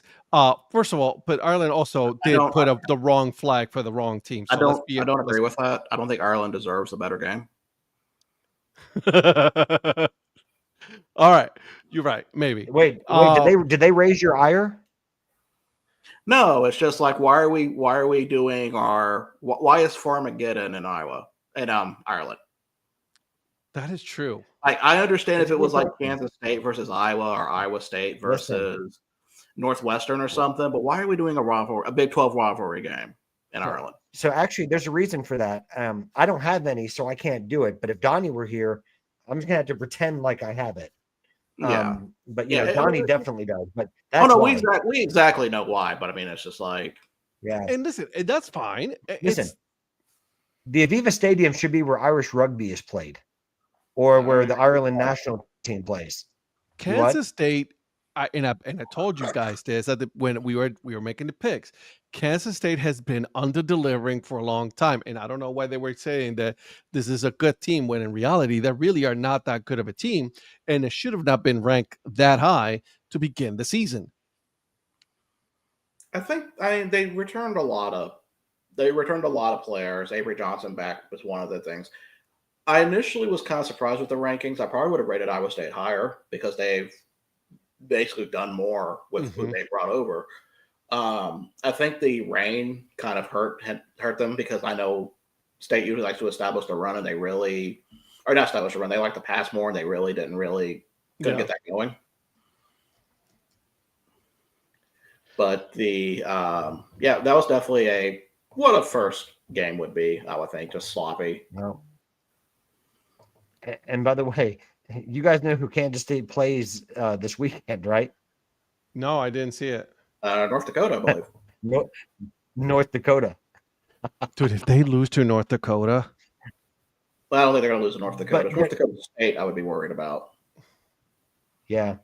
I'm not going to put it out. I'm not going to put it beyond the realm of possibility. I was just going to say I to me, wouldn't North put it Dakota- past it because North Dakota is not that bad of a team. No, I wouldn't rule I it was gonna out. say, but- North Dakota are no slouches. I mean, again, you're right. North Dakota State's a better team, but North Dakota is not a slouch program by any Mhm. stretch. But they're also So- not that good either. So at the same time, I think this is the kind of comeback win that they need right now to get them back. They're not going to be ranked. I think they're going to be falling out of the rankings after this game. Well, yeah, they were only all 17 of the rest of the to games begin are with, played. right? Huh? Yeah, they were only 17 to begin with, right? So Yeah, so they'll drop. Yeah, they'll drop out of the top 25 for sure. yeah. I think they will. Man. When you lose like that and you lose to a team that's lower, ranked lower than you, yeah, that's going to happen. Well, I can tell Also, you. I'll say this though, Matt Campbell, he's a good head coach. So I got to give Campbell props. I thought he was going to be gone after their one of the Big 12 championship years. I think their first one where they had Purdy and Kolar and Bryce Hall with them. Mm-hmm. I thought that was going to be the year he was going to leave, but no, he has stuck around. Good for him. I'm happy because what he did at Cincinnati was great. Obviously he was put in a difficult situation at Ohio State, right? Very difficult situation right after everything that happened with all the the players and all that, and then the head coach leaving the way that he did. It's Matt Campbell. Kudos to him. So I think you're talking about something. You said Cincinnati? he was at Cincinnati. You're thinking of oh god, he's at Wisconsin now. What is his name? Luke Fickle? Oh, you're right. You're right. I'm sorry. You're right. You're 100% right. Wasn't Matt Campbell at Toledo? Toledo. He's done a great job. And by the way, can we say that Iowa State won the uniform battle as well? Because those helmets that they were wearing were legit. I gotta give Iowa State props to their uniforms. I always enjoy when they what they bring out sometimes. So I was not surprised. Let's just say that I was not surprised with the outcome of that game. My picks for this weekend: the USC, Furman, and Midland Valley. I'm curious if Furman's playing. By the way, let me see if I can do this. Hold on a second. Give me 1 second here. Breaking news, boys. Breaking news, okay? Uh-oh. What do we got? Cal Raleigh hits 50 home runs. The big 5-0. dumper dumping again. Very nice. Yeah. He is getting inching closer and closer to the switch batter record. Do you guys think he makes it to 61?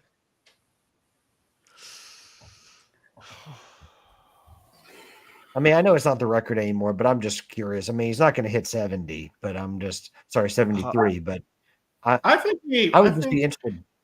I think he makes it. I want to say yes. He's got like a whole month left. I mean, I'm not going to put it past him. And the way he's hitting the baseball, it's just. I was just going to say he hit 2 last night and already has It's 1 unreal. tonight. Yeah, it's unreal that he's what he's doing.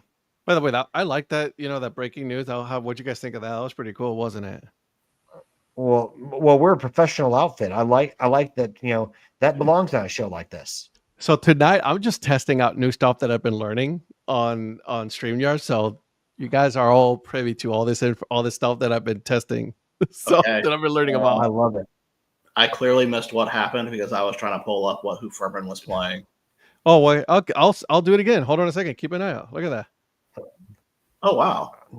Yeah, I know, right? Yeah. Breaking news and everything, and they can still hear us, and then boom. Needs sound effects. That's not going to be abused for chicanery. Oh no, not at all. Why would we do something? It does need sound effects, so I got to work on that. But yeah. Virgil, did you pick up? Did you find who they're playing? Yes, William and Mary. Yeah, which is kind of unfair that they have to play 2 teams, William and Mary. I will work on the sound effects. And Phil already even beat you guys to it. Boom, there it is. William and Mary. All right, so go over the scores of what we had so far after the rest of the games. Sure thing. Let me split them out by FCS and FBS because these usually. I wish they could just combine all of them, but no, they don't do that. We talked about Iowa State and Kansas State already. Iowa State won 24-21. The game that was probably not the biggest surprise to me, but I really undersold this game. UNLV and Idaho State. UNLV 38-31. Not the best debut, in my opinion, for Mullen. I was going to say, you think UNLV's mulling over their decision to hire that guy? I mean, they've got to score a single point in the first quarter. Because they're going at Sam Houston next, so that's a loss. I won't go that far, but that's not a good sign for them. Well, yeah, I mean, Coach Mullen and his staff have their work cut out for them to fix that program. I mean, it's And then we have. All right, Phil, I got you. Willie has a solid running game, but Mary has been suspect at middle linebacker. See, that's the kind of analysis we look for. This is, again, data we're not going to give you. We'll give you that kind of analysis here in the DSC Sports. Then we have Kansas handily beating Fresno State at 31-7. I think we all called that one, didn't we? Yeah, that wouldn't surprise anybody. Western Kentucky beat Sam Houston 41-24. No surprise there. I couldn't find any highlights for this one, believe it or not. I kind of forgot about that game until today, actually. It was the red blob that did it, okay? Yes. And then Hawaii beat Stanford 23-20. Hawaii. So that was actually a pretty fun. That was a very nice game to watch too. And then who is praising Michael? Who is praising Michael Chang? Listen, we're I don't know who Michael Chang is, but I know who Timmy Chang is. Timmy Chang, he's been horrible with names tonight. I have been. It's Monday, Patrick. Yeah. He's Full of angry. hate and not a lot of And can't get his name gotcha. straight. His MV Mustangs beat JL Man 46-21, avenging last year's 56 loss. 56 nothing loss.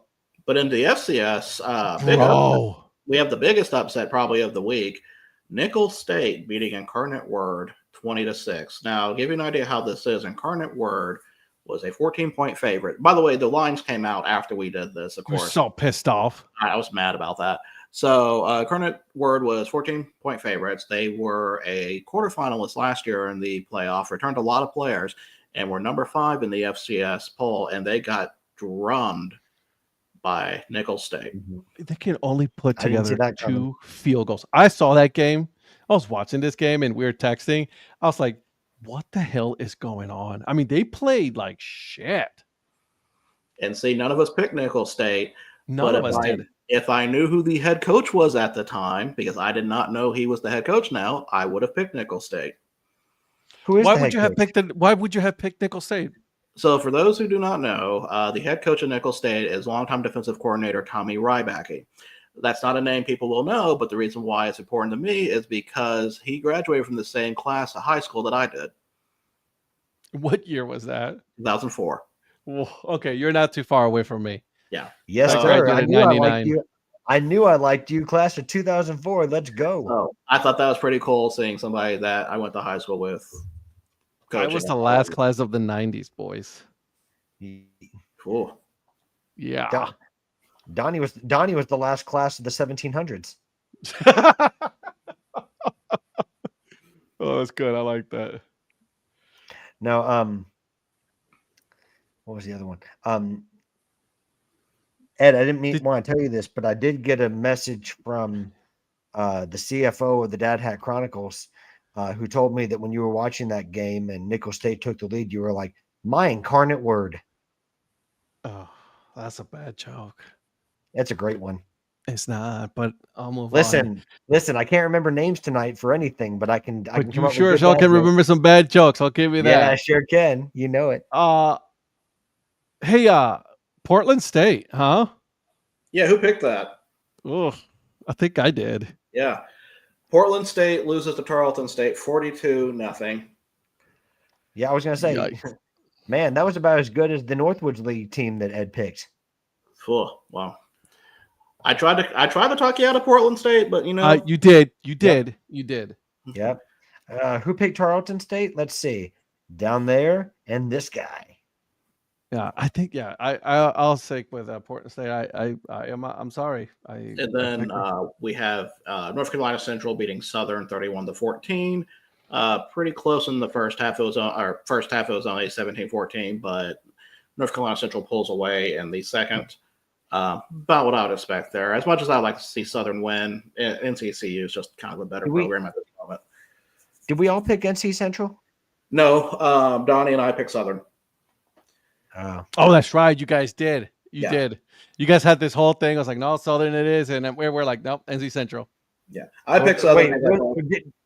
Didn't you do the SWAC thing? I did it for the SWAC because Alabama A&M's right in the city I live in. Mm-hmm. But yeah. Donnie had that friend that went to Grambling. Correct. And we gave him shit. Oh, yeah, that's right. He didn't understand the rivalry. And then, guys, Central is here in Durham, so I couldn't go against that. No. You know what I mean? I drive by that all the time at that school, and it's just like I can't do that. But guys, an atrocity has happened on Saturday. 100%. I'll agree with you there. And I'm going to say this. I actually stayed up during this game. Don't you stay the whole time? The whole time. I watched it. I mean, because I wanted to see it come back because of what was happening. And that game I'm talking about is UC Davis versus Mercer. Hold on. Time out, Virgil. Do you see what you're doing? Do you see what you're doing? I'm so proud. That's a good one, Mike. I like that one. Mike, I'll give you that one. That one is good. In the words of Ed, bro. I like it. Bruh. That's good. Listen, I got my niece who goes to ECU, I'm by the way. Dude, calm down. I got my niece who goes to ECU all the time. So, bro, every Bro. time. Anyways, continue on. You stayed up for this weather delay. I said it for this weather delay because just to give you an idea. And see, the problem with now, since it's considered no contest, I can't even find the box scores for it, unless I actually go through it. But the thing on this game was UC Davis goes out way ahead. I think 23-7 at some point.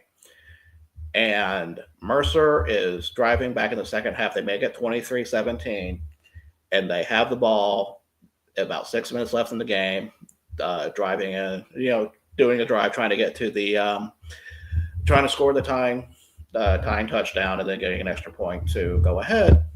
And then there's a lightning delay. Lightning delays happen. That's okay. Yeah, it happens. So they go off the field, and so there's about a delay for an hour. And I'm checking my phone, like the weather Montgomery, to see where it is. At one point, it all clears up, but then there's still nothing.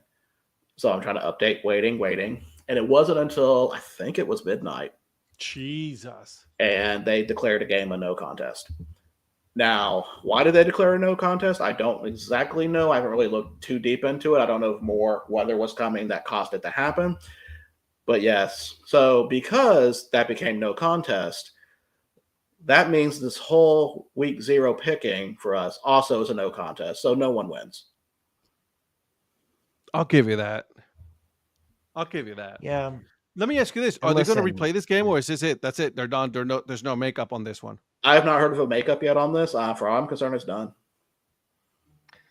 But does this not impact like conference or like? That's what I was just going to say. I mean, this could come back to bite them in the ass if. This won't affect conference because they're two different conferences, of course. But playoffs when it comes to at-larges, if neither. But most likely, both of these teams are favored to win their conference. So they better hope it doesn't come down to that. Exactly. If there's a slip up and let's say Mercer loses to UTC and UTC goes to and wins that, I can see how that game comes back to bite them. This game was declared a no contest with 7 minutes and 46 seconds left in the fourth quarter. You could have declared a winner at that point. Yeah. Well, no, you couldn't because that means it would have been UC Davis. So. Yeah, give it to UC Davis. I'm sorry. No, I'm surprised they did the no contest. I'm so surprised. Like they played 3/4 of this game. Yeah.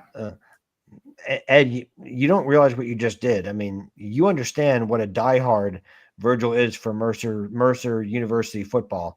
You just ripped out part of his heart by saying you would just give the game to UC Davis. Listen, I'm not going to sit here and stand for it. I picked Mercer. But at the same time, it's just like after what inning is a game considered official in Major League Baseball? After what inning? It's baseball. Virgil is there. Rain. I'm just trying to prove a point. Rain, sun, snow, ice. He's there supporting his Mercer Bears. He's not because I'm closer to Mercer. Let him have his moment. I mean, no, you are closer to Mercer. I'm sorry. You can't be closer to Mercer. Yeah. So again. What inning is a game considered I'm official? Technically, Patrick's the closest to Mercer. Yes, I am. At what inning is a baseball game considered official? The 5th. Okay. Through the 5th. After 5 completed innings. After 5 innings. So into the 6th inning. Okay. Yep.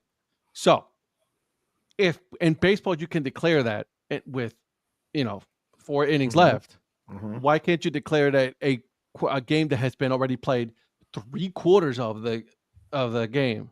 Why can't you just declare it a win or a loss to whatever team? It doesn't matter. Consider it finished and you give it a no contest. Because the game's defined by a clock, not because the game's defined by a clock, not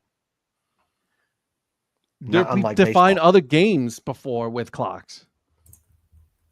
Let me see if I can look in the rule book and see why. I just think it's going to come back to bite them in the ass later on.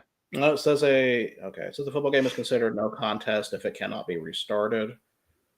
So they're just following the rule book. Such a dumb rule. The answer to me is because it's not Major League Baseball. Because it's not. No, but it's such a dumb rule that you cannot just finish it. Just be like, declare it done. Be done with it. And also the other thing it does, and it also voids the stats. So none of the stats exist. So basically, this game did not exist. It never happened. This game went to the mountain time zone. It just doesn't exist. Exactly. They better hope to God Almighty that this game does not come back to bite them in the ass. So we'll see what happens. And by the way, hold on a second. There's some better news. Wait, hold on. Wait. Da-na-na, da-na-na. Oh, we're going to get sued for that. Oh, yeah. Dave Portnoy has been banned from Ohio State entering the game on Saturday. That's amazing. What happened? He's a piece of shit. Also, he's a massive Michigan fan. I thought that Ohio State is barring Dave Portnoy from entering their stadium for the season opener against Texas. Portnoy, a diehard Michigan fan, is set to make his Fox debut for Week 1 game. This is amazing. I love this so much. why is he part of that anyway? They wanted him there. Yeah, Is that that's the big noon kickoff thing, right? Yep. Yeah. He's part of Big Noon. They're trying to do the same thing that ESPN is doing with Pat McAfee. I don't think it's going to, because at least Pat McAfee is likable. Dave Portnoy is a piece of shit human. But I thought you liked Dave Portnoy. Fuck that. Since when has that changed? Since ever. I've never liked that guy. What? I've never liked Seriously, that guy. when did that Ever. happen? So can you bring up Phil's comment for a minute? Because that kind of reminds me of something. I was looking back. There was a game with Oklahoma State. I think it was 2011 against Tulsa that started at 9, but then had a weather delay, and that game did not end until 3:00 in the morning. Like, they waited and they played that.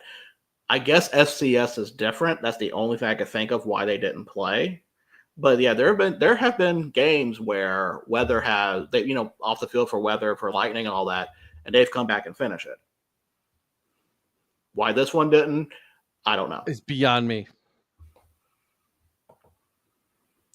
I don't get this. Finish it the next day. Finish it in a day or two. Yeah, this should have been like the Speedway Classic with the Braves and the Reds. Come back the next day and finish it. So, yeah, that's what's happened there. But Yeah.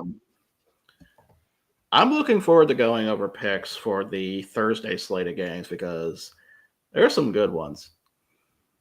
So yeah, I'm excited. And like I said, I'm not going to go over. Maybe I'll go over all the FCS games. We'll see. There's a few I do want to talk about on here. Yeah. Well, we're definitely going to do it because we are a first-rate professional outfit, and we're going to make sure every game gets picked. I don't want to do every game. Why? Every game that matters. Every game that matters. Because like some of these games I'm looking at, it's like, okay, like Arkansas Baptist against Houston Christian. That's my game. I of the got you. weekend. Okay, so just pick the big. Okay, I got you. That's my game of the week. No, your game of the week is Mercy Hurst against Youngstown State, which we will be picking. Oh, that's right. I forgot. Thank you. Okay. What's up, Mike? I believe there is a connection to Youngstown State among this panel. Oh yeah. So, I always like to pick the Penguins. I like their logo at Youngstown State. Wait. Jim Tressel's in here? Where? He's still president of that school, bro. Yeah, he is. Remember when Bo Pelini came back for a while? I was about to say, I'm surprised you didn't mention Bo Pelini. Yeah, Bo Pelini. Oh, freaking Pelini. But Bo Pelini got them to the FCS championship game. He did. I still remember that game at Eastern Washington, the touchdown that they got in the end zone to win that because he just rips the ball out from the defender. Wasn't Bo Pelini the Nebraska head coach too? He was from 07 to 14. And he's also famous for being a former LSU 2-time defensive coordinator. Yep. Because I think Pelini, he's not coaching anywhere right now. I don't think he is now. Last time he coached was in 2020 at defensive coordinator for LSU. Bo Pelini. I'm just excited to be tailgating and then sitting at Paladin Stadium yelling "F you." Yeah, that's awesome. I'm sorry. Man, I What forgot. stadium? Huh? What stadium you said, Ed? I said Paladin? Paladin. Paladin. Whatever. I Paladin. almost said Paladin. No, I like Aladdin better. He's I like it. he It sounds he more said, like Aladdin. I was gonna say he likes going to the Aladdin Stadium because it's Arabian night, an Arabian day. Yeah, stay tuned for tomorrow as we pick the Thursday games. We got 1, 2, 3, 4, 5, 6, 7. There's some 8. tasty games on that Thursday one. There's some tasty FBS games. FCS, I mean. Oh, FCS, there's a few good ones. There's a few FCS, FBS games that I think would be kind of interesting. And also, we will have 2 new coaching debuts in FCS on Thursday. Yeah. Deshaun Jackson at Delaware State and Michael Vick at Norfolk State. Norfolk Who? State, yeah. Michael Vick. Michael Vick. We also going to have another one in FBS coaching debut. Well, for a new school at least. Bowling Green. Oh, that's right. How did I miss that Bowling Green? Oh, it's the first game too. Mm-hmm. Mr. Producer, who is the... Oh, I forgot. Eddie George. Yeah. He left Tennessee State for the... He left at East Tennessee State for Bowling Green. Oh. I forgot about Eddie George doing that. Good call. Yeah, baby. Good call. Yeah, he's coaching debut at a new school. Oh, see, that's more recent. Well, so that's 3 notable NFL players coaching at new places. So yeah, that's intriguing right there. And they're playing a decent team in Lafayette. So I mean, they're small schools. So I mean, it is at Bowling Green. So I mean, I'm not going to give my picks away, but you know, I'm excited for this. I'm excited for this game. Yeah. Good remembering that. I completely forgot he went there. Yeah, man. Good call. And Eddie George, interviewed for a lot of jobs in the offseason before he got that Bowling Green job. Good for him, man. Yeah. Good for him. I hope he does well, except when he's playing against Kent State, which, by the way, we know he will do well. He will. I mean, he had a stellar career for Virgil's beloved Tennessee Titans. So, yeah. I can't remember what school he went to. What school he graduated from? Michigan. No. Michigan. He was at the Big House. The Ohio State. That's right. I mean, that Mike Seller's favorite team. Mike Seller's favorite team. Ohio State. You're just antagonizing everybody today, aren't you? Oh, you know. Yeah, no kidding. He is like. I said, you know, but I am exhibiting control in certain ways. So, you know, I'll leave it at that. In certain ways. So can you guys believe we've almost been on for 2 hours and we have not really talked anything about baseball yet? I know, dude. Yeah, I mean, you don't ever bring up that the Blue Jays win. I mean, you know, no one cares about the Blue Jays. Oh, I definitely do. I'm sorry. Tuesday, Patrick brings up when the Blue Jays win. Monday, Patrick does not. Monday, Patrick is soccer. Remember that in college football. Monday, Patrick wakes up and chooses violence. Yeah, he woke up with violence in his heart. Yeah, he did. Should we go over the scores real quick so far for Major League Baseball? Absolutely. I can. Don't ever say that word. They are the team up north, Patrick. We never mention them by their name. Thank you, Michael. What, Michigan? Thank you very much. It is the team up north. It's Michigan, not anything else. But aren't there more teams up north besides that one? Yes, but that's what if you're talking about But like, if you're talking about a team up north, like, how are you not talking about Central? Or do you say Central team up north? Do you say Western? No, team? I will acknowledge Central Michigan, Western Michigan, Eastern Michigan. I will acknowledge North those State. games. Oakland University.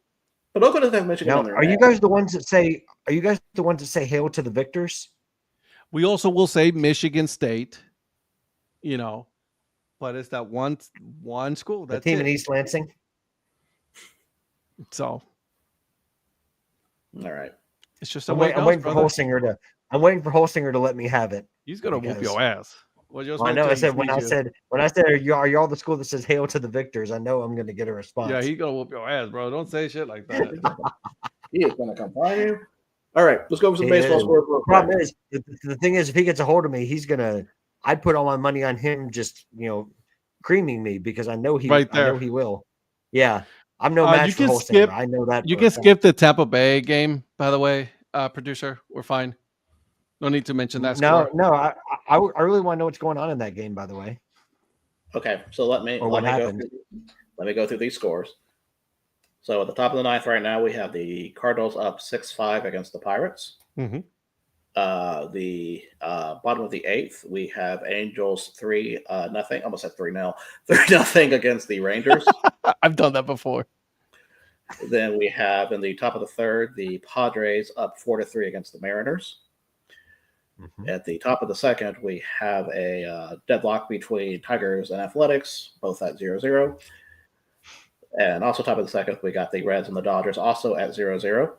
As for the finals today, we had the I'm hiding. Boston Red Sox. Boston Red Sox beating the Baltimore Orioles 4-3. So that's a nice 3 points that they picked up. Boo. Marlins beat the Braves 2-1. Sorry, Phil. We have the Tampa Bay Rays beating the Cleveland Guardians 9-0. Jesus. They just fell off quick. Like Bring back Big Christmas. I guess we can talk. We'll let you talk about that one. Yankees beat the Nationals 10-5. Blue Jays beat the Twins 10-4. And beat Joe Ryan, by the way. Let's not lose sight of that. It did No, beat Joe Ryan. And Max Scherzer He got got a win. shellacked. Nice to see him still pitching this late in the season. Mets beat the Phillies 13-3. The America's team, the Milwaukee Brewers, beat the Diamondbacks 7-5. And then the Chicago White Sox beat the Royals 7-0. I do not see what's so funny right now. I don't know what you're talking. I don't know what happened. We're talking about Look at the comments. Look at the comments. Cerveceros Football Club. Is that what it is? Cerveceros FC? Yes. The Cerveceros, yeah. Cerveceros beating Arizona. We should make a kit saying Cerveceros FC with the same colors as the Brewers. There's a hat there is a hat that says Cerveceros on it. There it is. Oh, really? Oh, Yeah. Have they not marketed that? I feel like they should. They should do more. Well, a lot of the custom hat makers have made a couple of Cerveceros hats. I need to get one for Virgil because he's such a massive Milwaukee Brewers fan. I mean, it's been life for him for You know he's going to look for as that I now, can right? remember.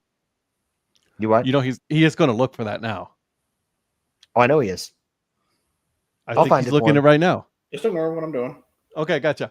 I'm going to go over the standings real quick here, guys. And then I'm just going to talk about really quick, just go over the American League, the top of the division. The Blue Jays got a 5-game lead. In the Central, the Detroit Tigers are just handling this division. They have an 11-game lead on Kansas City, and then Cleveland is 13 games. Houston has a 2-game lead right now on the Mariners. Philadelphia has a 7-game lead on the Mets, even though they lost today. America's team, the Cerveceros FC, have a 5-game lead on the Cubs. And then the Dodgers are actually even right now with the San Diego Padres in that division. Okay. As far as the wild card is concerned, we got it as like this. Boston has the first one, then the Yankees, then the Seattle Mariners. All right. So those are the top 3 teams in the wild card. Then you got Kansas City Royals, Texas Rangers, Cleveland Guardians, and then the Tampa Bay Rays. Okay. And then I'm going to put the Los Angeles Angels of Anaheim there because after that it's double digit on the rest of the teams. Then moving on to the National League, the first 3 teams in the wild card is the Chicago Cubs, the San Diego Padres, and the New York Metropolitans. After that, you got a 2 games out by the Cincinnati Reds. The Cardinals are 6 games back. The Diamondbacks are 6.5 game backs. The Giants 7. And then the Miami Marlins 8. I'm surprised the Miami Marlins are still alive this far in already in the season. You know what I mean? With not that much left in the season. So I'm very surprised. I'm very happy for them. At least they're turning out to be a decent, season for them. That's Rockies. That's how I feel about the Angels on that side. The fact that they're not even double digits out. 100% agreed. Yeah, you're right. And then the fact that we have the first team to be eliminated this year already is the Colorado Rockies. The Rockies. Mathematically eliminated, by the way. That's what they put it on as. In August, no less. In August. So congratulations to the Chicago White Sox. You are not the first team eliminated. How far? I can't remember the last time I was like the Chicago White Sox were eliminated like early on, or like super early. They were that bad of a team. Mm-hmm. But were they eliminated this early last year? I think they were eliminated before. I think they were eliminated before. Yeah. It was a lot earlier. And I'm genuinely asking this: aren't the Rockies on a worse pace than the White Sox were, or am I completely wrong on that? No. So the White Sox were on a worse pace last year then. So again, genuinely asking because I have no idea. So it is August 25th. So the Chicago White Sox were eliminated on August 17th of 2024 last year. By about a week. Okay. Yep. A little over a week. Okay. Yep. Thank you. Yep. I can't remember names tonight, and I don't have facts in front of me. I'm just batting 1,000. No, that's all right. That's what we're here for. That's what we got the Google machine. Yeah, I mean, that's on me. So I'm actually gonna say it right now. Cleveland's not gonna make the playoffs this year. They bring up big Christmas. They're in the playoffs. Boston's too good. The Yankees are finally picking it up, and they got a really easy schedule at the end of the season. And then you got Seattle Mariners, who are also a really good ball club. I think only one team out of the Central is going to make it this year, and it's going to be the Detroit Tigers. Everything else is not going to. That lead us. The AL West. Go ahead, Virgil. Yeah, that lead is spreading because I remember when we were first doing this, there was like Cleveland was a game back, or the Royals were like half a game back, but now it's 3.5. So yeah, they're starting to get some spacing between the two. I mean, you got 3.5 for Kansas City, right? The Royals, then 5.5 for the Rangers, and then Cleveland is 5.5, and they just got their asses handed to them by the other team, the Rays, who are 6 games back. So I don't see. I honestly hate to say this as a Cleveland fan, they're not that good of a team this year for them to make the playoffs. It's a drastic fall off from last year. Yeah, I think the AL West is going to be interesting, though. I mean, like that's going to go down to the wire between the Astros and Mariners for me. I cannot wait. I can't wait to see that it goes down to the very last game of the season. Which means will happen that the Texas Rangers will somehow win it.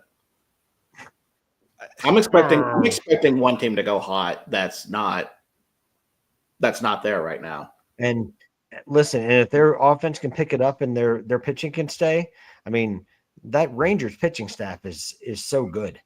I mean, you've got DeGrom, Eovaldi, they picked up Merrill Kelly.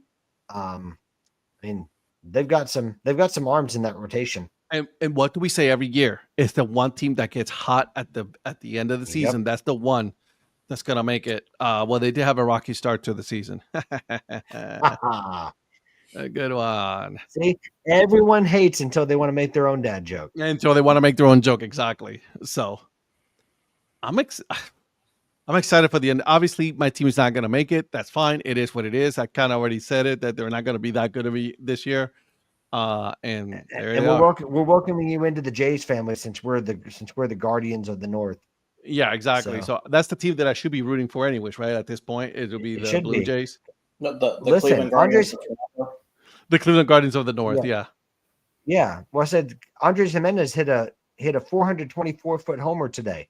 Come join us. I'm telling you, I'm waiting for someone in Cleveland to make a Cleveland Blue Jays T-shirt or something along those lines. Listen, Just Shane Bieber was money in his first start. How was he? He was so good. Oh, his command was not where it should be for a guy that was out for a year. What was his stats?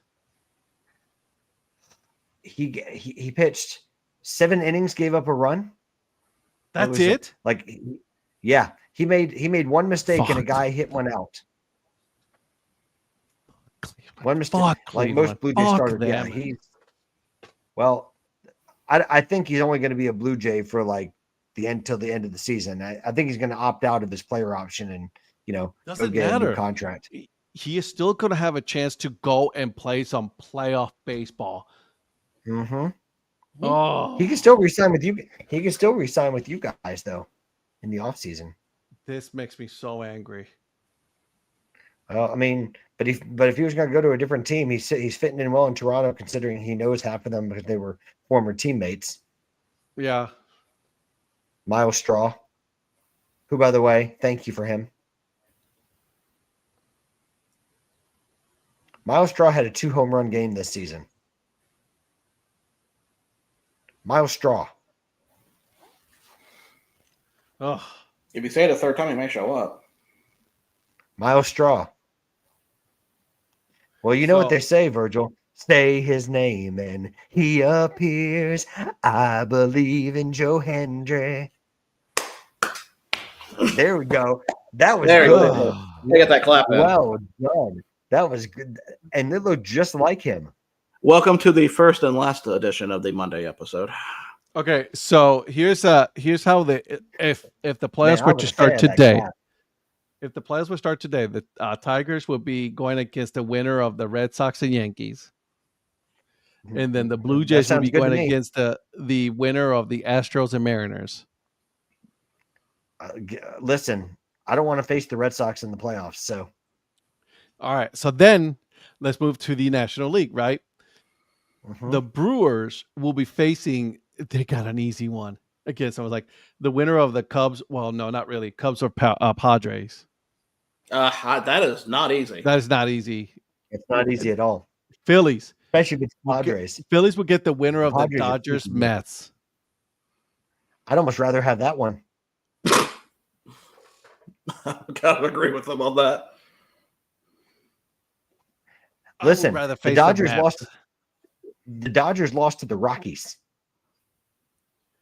Yeah, they're kind of falling off, haven't they? And the Angels swept them. And the Angels, and they got swept by the Angels. But I mean, I repeat, they lost to the Rockies. I'm with you there. Now, I got you. Did the Dodgers lose that series to the Rockies, or did they just lose one and they won 2 or 3?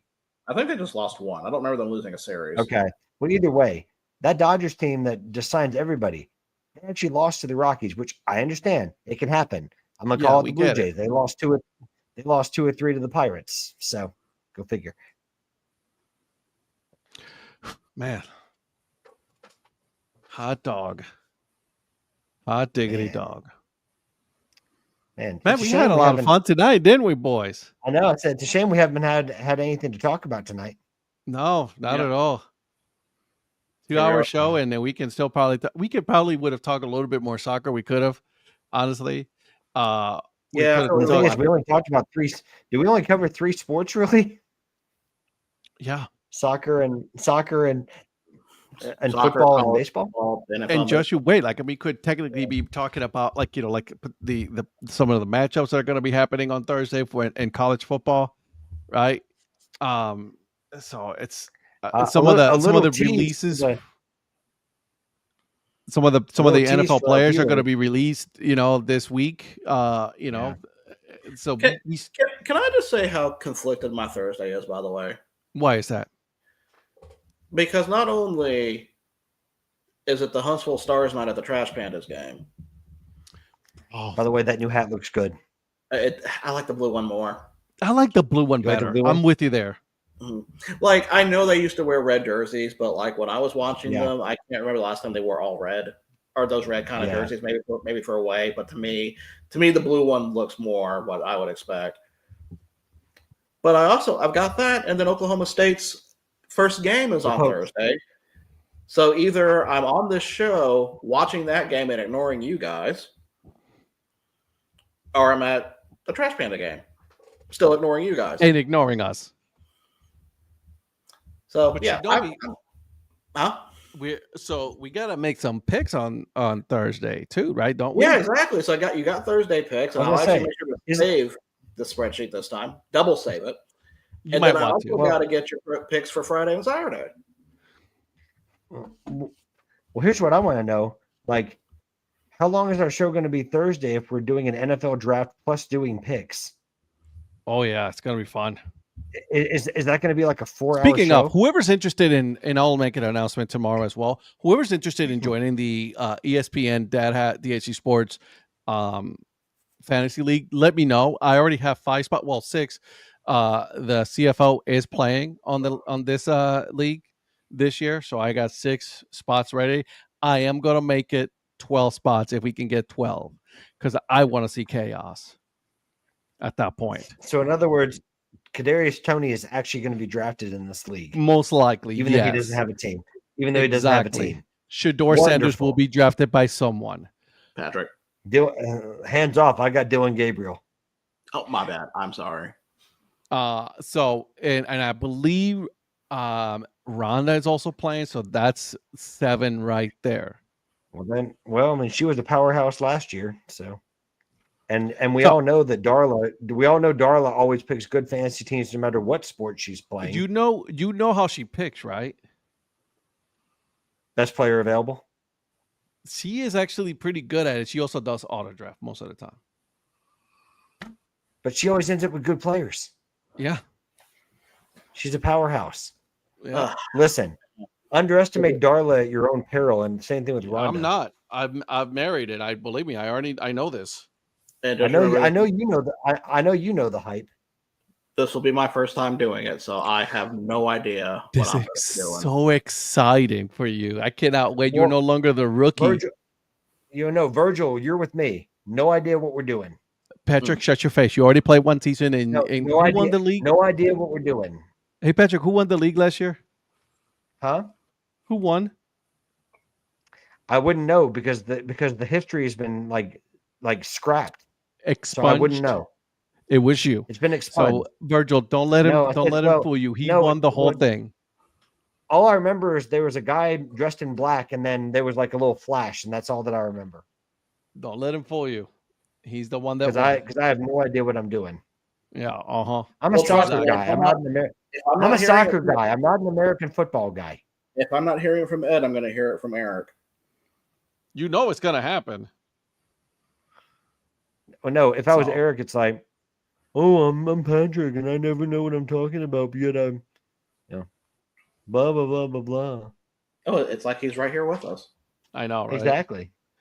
Guys, this is a lot of fun. Let's do this again next week. Yeah. Because I enjoy this talk, and we definitely have to cover some more, obviously, some more football, right? Oh, we're going to have Carabao Cup to talk about. Oh, I'm excited. Oh, man. By the way, speaking of, and then we'll get going with this one, but did I tell you that I ran this idea that this Carabao style or, Champions League style tournament in baseball tournament to Paul? Oh, what did he say? He loved it. He loved it. The problem is he knows that Major League Baseball will never agree to it.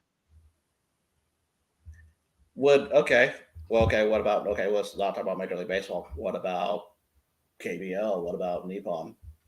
The winners of the KBL, the winners of Nippon, the winners of Major League Baseball, get in on a tournament, dude, put other leagues on there, and oh my God. Champions League? Honestly, the idea of having Mike, DM me your actually, you Yeah. know what?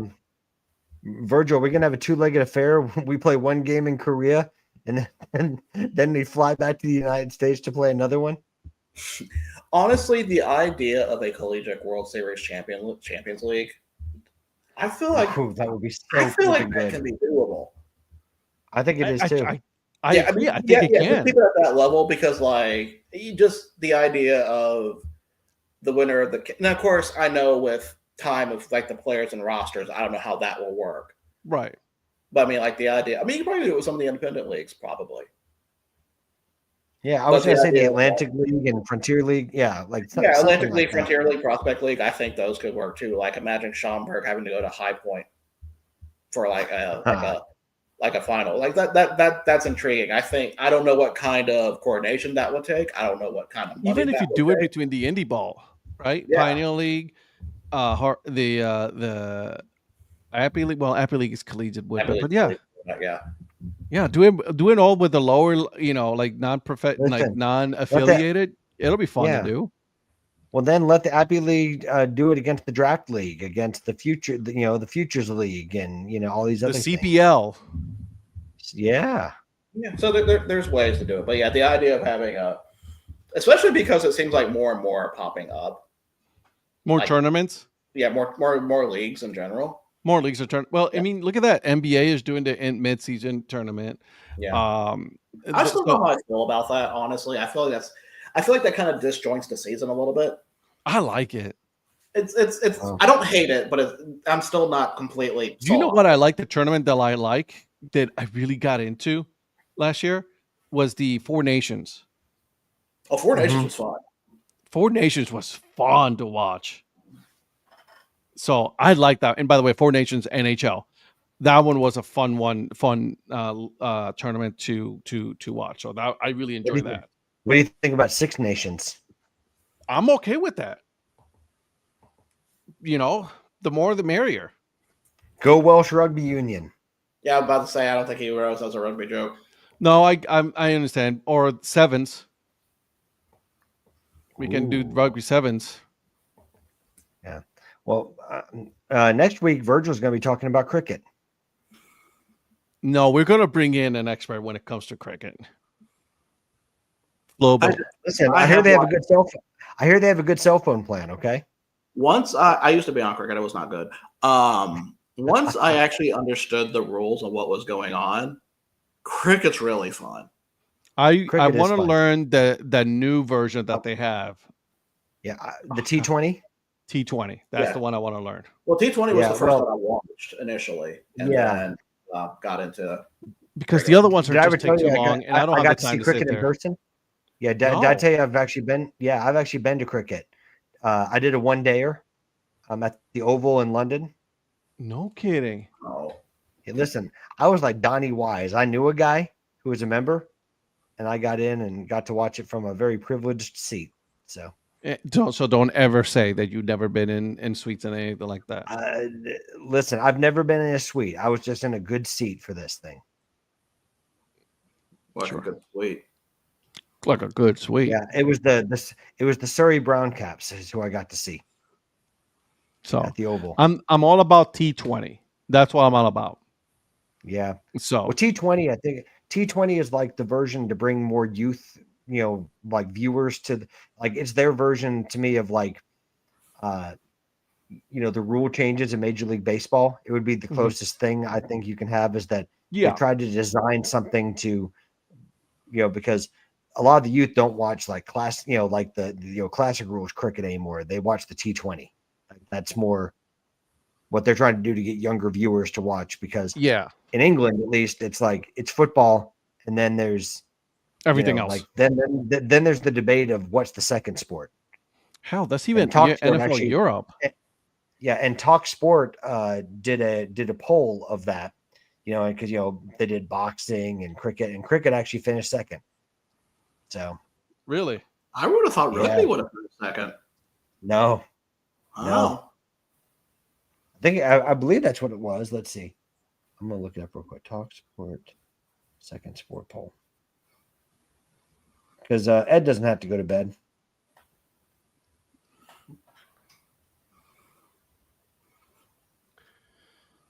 European Football League is what I'm all interested about. Okay, You what?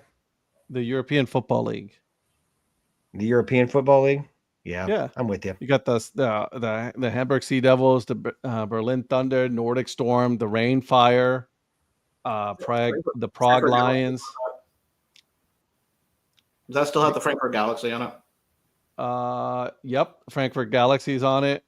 The Madrid Bravos, the Helvik Mercenaries, the Ravens, Munich Ravens, Raiders Tyrol, the Stuttgart Surge, Paris Musketeers. That's a good name for that one. I like that one. Cologne Centurions. Paris Musketeers. They hired an NFL coach, didn't they? You know who also coached in that league? Who's that?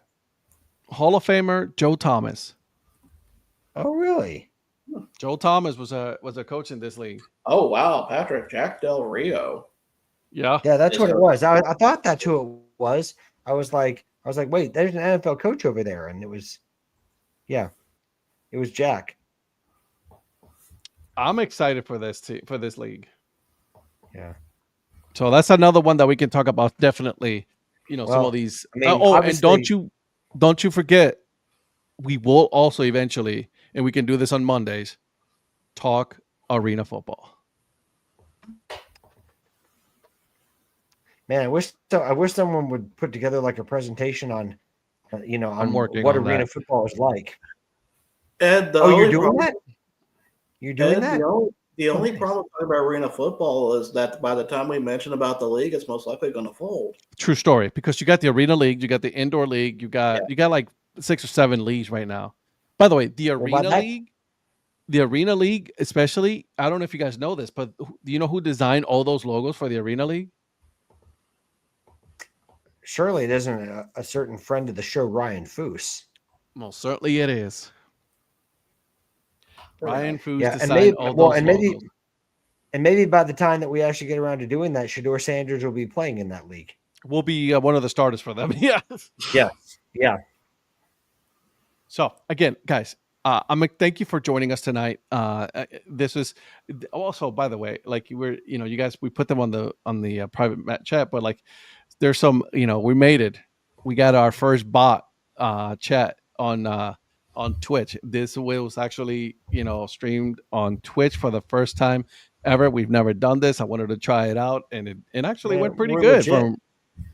So I cannot wait to start rolling in the dough now. Rolling in the dough. Pizza dough. But at least you meant by buying a bunch of biscuit dough and rolling in it.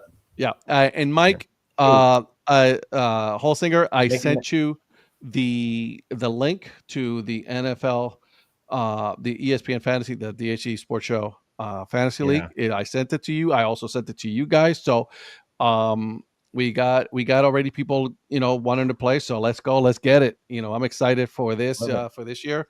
Hopefully the winner will probably be the rookie. I don't know what I'm doing. Yeah. I don't know what I'm doing. So, yep.